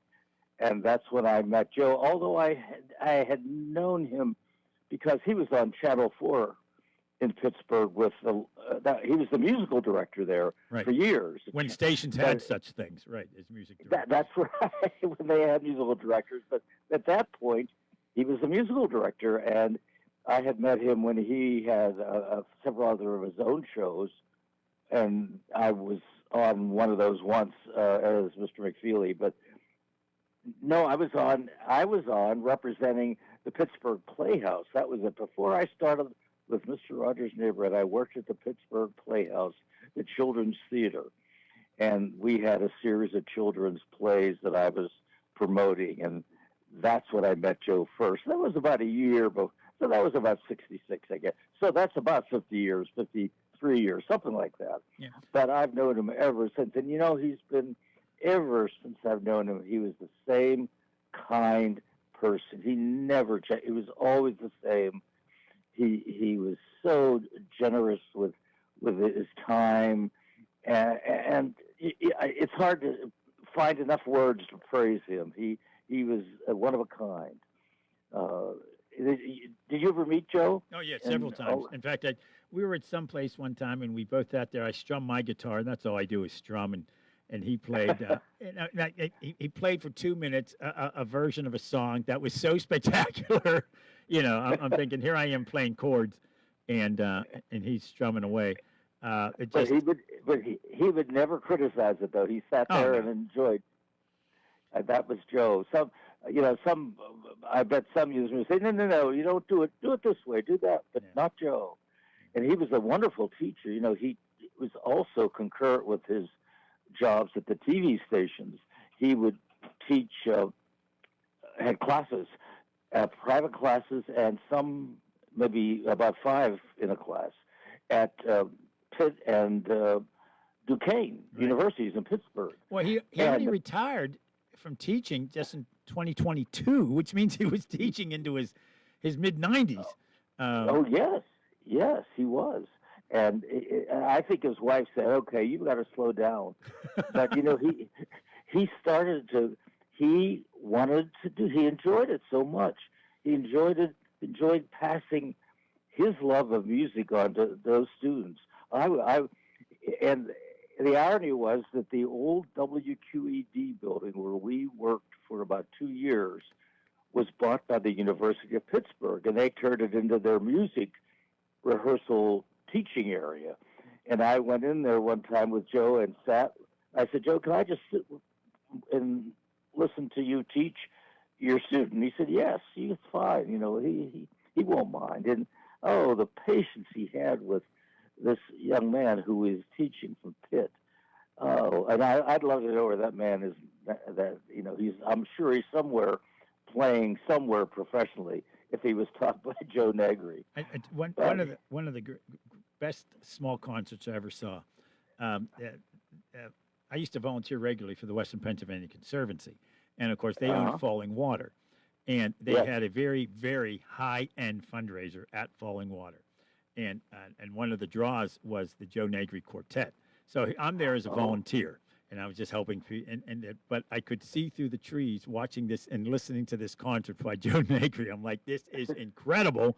And there were people there spending thousands upon thousands of dollars. And to this day, I think I only volunteered so I could hear Joe Negri. But well, you were lucky. It worked out. Yeah, my mom didn't raise a dummy, for heaven's sakes. I got to hear Joe Negri. And then that setting up at Falling Water, with Falling Water there in the background, and here he's playing, and oh my gosh, it was incredible. And I've never been a big jazz fan, but then suddenly I was. That sort of jazz guitar. But Joe plays jazz so you can understand what's being played. Right. It's not smooth jazz, which people make fun of. It's it was jazz that it was just so terrific. It's pop jazz in a way, I guess. I don't know what you define it as, but whatever it is, he has his own style, and he had about. I remember going to his house a couple of times to pick him up. We were going on to do an event somewhere, and he showed me his collection of guitars, and there's quite a collection in his basement, and he had tons of music that he had collected over the years. But he would play by ear. He didn't have to worry about anything. We do these little shows. We did a annual show for children at Cranberry Park, which is out not far from Pittsburgh. It was a lovely setting, and there was a little stage there, and we did about 45 minutes. Me as Mr. McFeely and Joe, and then we had Joe's a trio. And the people would just sit on the lawn with their children, and it was wonderful. And Joe, I'd always ask him, and I noticed in his bio, one of the first selections he learned was Flight of the Bumblebee. And that is very hard to play. And I would always surprise Joe. I'd say, Joe, could you do Flight of the Bumblebee? And he'd laugh, and he would do it. And perfect. It was just so spontaneous, and the audience loved it. And his fingers, I can't believe you wouldn't believe how fast his fingers moved across. That's hard to play on a piano, let alone a guitar. Yes. Flight of the Bumblebee. Oh, he did it spectacularly, and without even rehearsing, without even thinking about it, and without sheet music in front of him. That's right. Yes. Yeah. No sheet music. And I had forgotten for a minute about. Of course, he was Handyman Negri on the show, and then he also was the proprietor of Negri's music shop. But that was one character. Right. That wasn't two separate characters on the show. No. Right. What it was is that let's pretend. Fred would say, let's pretend that Joe Negri is in the neighborhood as Handyman Negri in the neighborhood. He played. Right. Let's pretend, and then he had the music shop, and then that's where all the guests would come. We had Wynton Marsalis on, and Yo-Yo Ma. Yo-Yo Ma. We had Tony Bennett over the years. So many musicians. Oh, and when Wynton Marsalis came in, he was, he liked the neighborhood, and but he didn't know Joe, or he didn't know the Johnny Costa or the other musicians we had, and he was concerned. He said, to our producer, he said, I just got to listen to your musicians. And he walked into the studio. They were rehearsing, and he heard Joe. They said, they're great. Right off the bat, Wynton Marsalis said this. Right. And he did the show with, he played with them. Yeah. That's the level of Joe Negri. Yeah. When you think about the music that came out of that show, and someone like Johnny Costa, and when Fred Rogers approached him and said, I want you to be the music director for Mr. Rogers' Neighborhood, Costa said, I'll do it, but I'm not going to sit there and tinker on the piano. If you want me to be the music director, we are going to play full-on music for this show. And Fred agreed to it, and he said, okay, fine, because Costa said, I'm not just going to come out there and play, Twinkle, Twinkle, Little Star on the piano. I mean, getting back to Negri, of course, the show that was on Channel 4 back in the day, we watched it when you come home to school every day, was Paul Shannon's Adventure Time. And it was one of those classic local shows where Boy Scouts and Girl Scouts would go after school, and they'd sit in the audience and wave to their family on the TV. Yes. And then I guess when he retired, Paul Shannon, then Joe Negri took over as host of the show, correct? That's right. And Joe did it for years, and he was doing that while he was still working for Channel 4 officially at that point as a music director, and we'd have to slot him in when we taped our segments. We'd have to find a time that he was available and come down and tape his segments. He'd have to drive across town, but But Joe, yes, you're right. Oh, and the other thing he did for that show, they had about maybe 20 children as a studio audience. And when the show began, Joe would go around and ask each person's name, each child's name, first name. And at the end of the show, he would say he would remember those names. And I saw him do it. He said, that's Joe, that's Sally, that's so-and-so and so-and-so. It was incredible. But I think that comes from being such a superb musician and being able to pick up a guitar and play by ear. You know, he had a wonderful memory from you. I can't imagine how you keep all that in your head. You know, when you're a musician, how you can just pick up the guitar as Joe did and play almost anything you want. He did that. I mean, I'm probably overstating, but generally that's how I felt about Joe. He could do anything. I can't remember my 4 daughters' names half the times, and he's remembering 40 kids he just met. My daughter's my daughter's call it. I go for the cycle. I go through all 4 names so I get the right one correct. Oh, I do the same thing. We have 3 kids, and Alex, no, Carrie.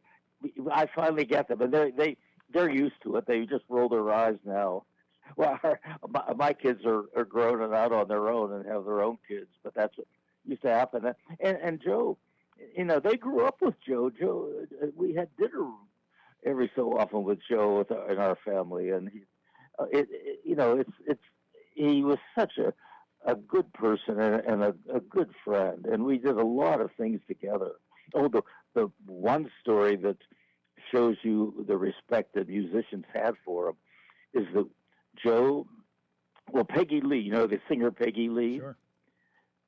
She did a concert with the Pittsburgh Symphony, a 3-day concert. It was a pop concert. And she sang all of her classic songs with the symphony. We saw it the first night, and she had her guitarist. The second and third night, her guitarist took ill, couldn't perform. They found Joe. The musicians union said, the one person you need, Miss Lee, is this person, Joe Negri. And she said, okay. And she started her song. Well, I can't remember which one, but she heard Joe out of her ear. She's a musician too. And she put her hand out and gave him a solo and then pulled it back in and finished singing the song. What a compliment, because she was married to a very famous guitarist, Dave Barber, and she knew her music. And she complimented him afterwards, but the biggest compliment was giving him that solo out of nowhere. He didn't know he was going to get it, and he did it. And I went to all 3 concerts just to see Joe with the symphony. It was such a treat. Yeah, and now you'll get to see them even more now. When you would see them once or twice a day. Now, of course, the Mr. Rogers Neighborhood has its own YouTube channel, correct?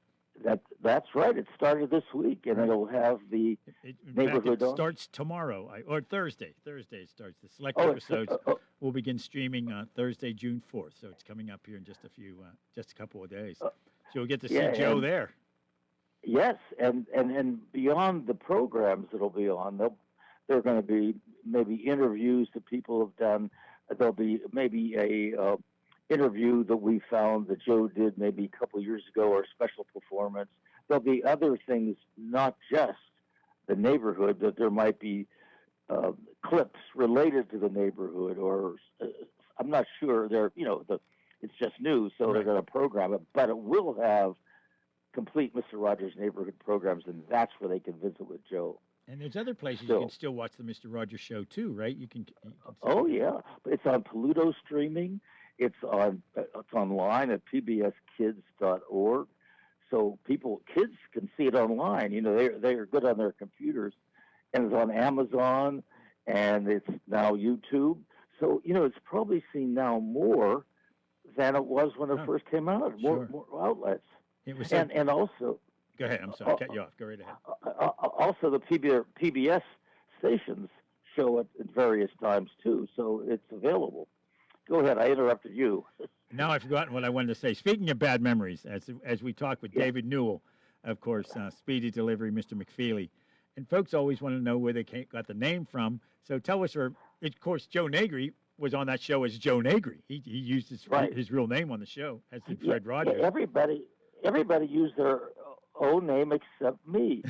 and my name was originally, when I got the first script in 1967, Fred handed me the first week of scripts. My other job was doing the props and getting costumes ready, and to be McFeely. I had two jobs concurrent.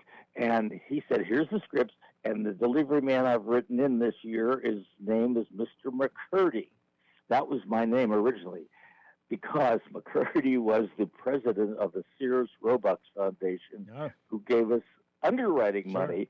And Fred was saying thank you, and just before we started to tape the very first program, the phone rang in the control room, and it was Fred, but it was Mr. McCurdy calling to say that he good luck on your first taping, and we love the concept of your program, et cetera, et cetera. But one thing we have to ask you, please don't call the delivery man Mr. McCurdy, because it would seem too self-serving to them to give us money and then have the delivery man be called McCurdy, because that was the man's name.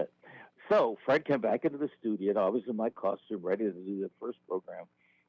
He walked straight up to me, and he said, we've got to get you another name. And before he finished that sentence, he said, McFeely. That's your name, because his name is Fred McFeely Rogers. Right. So and McFeely was his grandfather's last name, right? That's right. On his mother's side. McFeely. Yeah. Yes, that's right.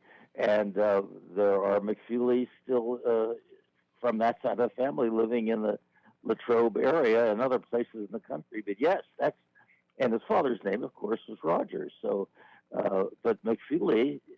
So, like it or not, I've lived with Mr. McFeely all these years.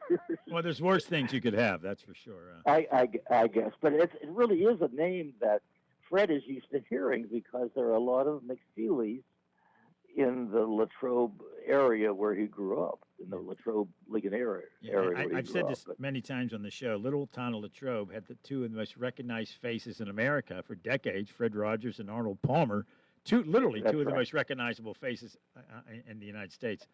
And they grew up a few blocks from each other. My mother-in-law grew up a couple of blocks from Fred. Really? Right, in Latrobe. Sure. It's when you think about that little town and who it cranked out, not bad, Fred Rogers, Arnold Palmer. I was signing autographs. In fact, I'm going to be in Latrobe on Saturday. I'm doing Fred Mr. Rogers Week all this week, and on Saturday I'm there meeting and greeting and signing autographs. So if any of your listeners, it'll be right there on Main Street. I'll be there along with, they have Daniel Tiger will be there, and a lot of activities for families. At any rate, now where was I? Oh yes, Fred was either 1 year behind or 1 year ahead of Arnold. There's a year difference in their ages, but they went to Latrobe High School together. And Fred always said that one of us. Oh yes, and Arnold's father was the groundskeeper and instructor at one of the country clubs there. Well, now it's called Arnold Palmer's Latrobe Country Club. Yeah, the one out near the airport. Yeah, he bought it, right? He bought it. It was his. And Fred said, well, one of us did better in golf than the other. and Arnold's father taught them both, and one did better than the other. Fred always laughed, but they were good friends. And two down-to-earth people. I've had a chance to meet a man over there, Arnold Palmer, and he was as decent as he could be as well. So. Yeah, very very nice man, and I've that was it. I was signing autographs at another time in Ligonier or Latrobe. It was Latrobe, and one person came up to me getting an autograph and said, "You know something? If it weren't for the McFeely Rogers and the Palmers, Latrobe wouldn't be as well off as it is. They gave a lot of underwriting or helping out to Latrobe. There's a McFeely Rogers swimming pool that they helped, and I think Arnold has helped in many other. Well, the airport, he probably had something to do with the airport. Well, he was a pilot himself, and he served on the board, an active member of the board for many years. Yeah, absolutely. Yes. So I'm sure he's helped it, and he's very quiet about Very, it. But very supportive of the library in Latrobe as well. yeah, that's right. So Latrobe is a wonderful. It's an interesting city, and you're right. Look who it produced: two world famous people that came out of Latrobe. And they're very proud of it too. Oh, and of course the banana split. Banana split, yeah, by the local pharmacist. And wasn't it the home of Little League or something like that too at one point? Well, Williamsport is the home of Little League World Series. I'm not sure. Of course, training camps in Latrobe and St. Vincent's College, and that's right. Yeah. So that's coming. That'll be coming up before we know it. Oh, The Steelers will be out there. month. Yeah, hard to believe. Yeah, already. Tomorrow night, if any of your listeners are close to St. Vincent's, there's a concert of Mr. Rogers' music at 7:30 on the campus somewhere. They're playing Mr. Rogers' music. Oh. So there's a lot of tributes going on to it, and now they'll integrate something within that concert in tribute to Joe too. Right. And Joe there's the Negri. Fred Rogers Center, of course, at St. Vincent's as well. So. Yes, that's where all of the archives are, the photographs and scripts and copies of all the programs. And then in downtown Pittsburgh, if any of your listeners are ever in downtown Pittsburgh, go to the Heinz History Museum, because that's where the original set is, the Mr. Rogers neighborhood set, the castle and the tree. That's all there. And then in Latrobe, again, in downtown Latrobe on the street, there's a bench with a statue, or not a statue, a figure of Fred sitting on the bench. You can sit beside Fred and have your picture taken. And it's in a little parklet called the McFeely Rogers Park. So if any of your listeners are ever downtown Latrobe, look for it. It's a great photo op. So they're very proud of their two famous citizens, I guess you call it, Fred. And Fred loved Latrobe. Yeah, he sure did. I hate to jump in and say we got to take a break here, but we're coming up on Pirate pregame show, and we don't want to miss that. So, okay, David, so thanks so much. We appreciate your taking time to join us today to talk about Joe Negri and his legacy. Anytime, Doug. Give me a call. We can continue our discussion. You got it. Have a good evening. Thank you. Bye-bye. Of course, that's Speedy Delivery, Mr. McFeely, David Newell, as we listen to Joe Negri's music in the background. Let's take a break. Pirate Baseball coming up.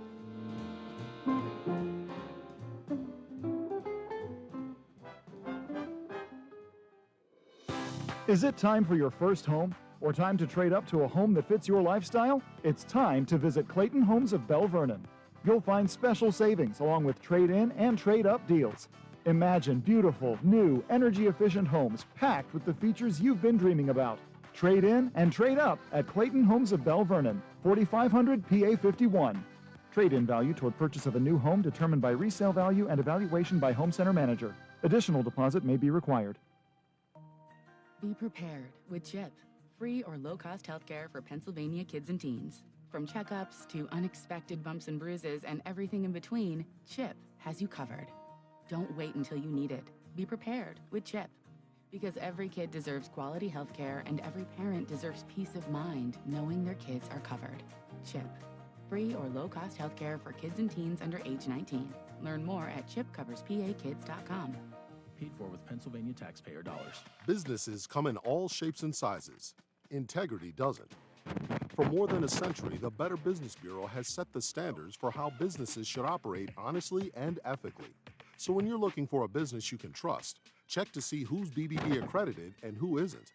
Always choose the better business. Look for the BBB seal, because it's looking out for you. That's why it's the sign of a better business. And find a better business anytime at bbb.org.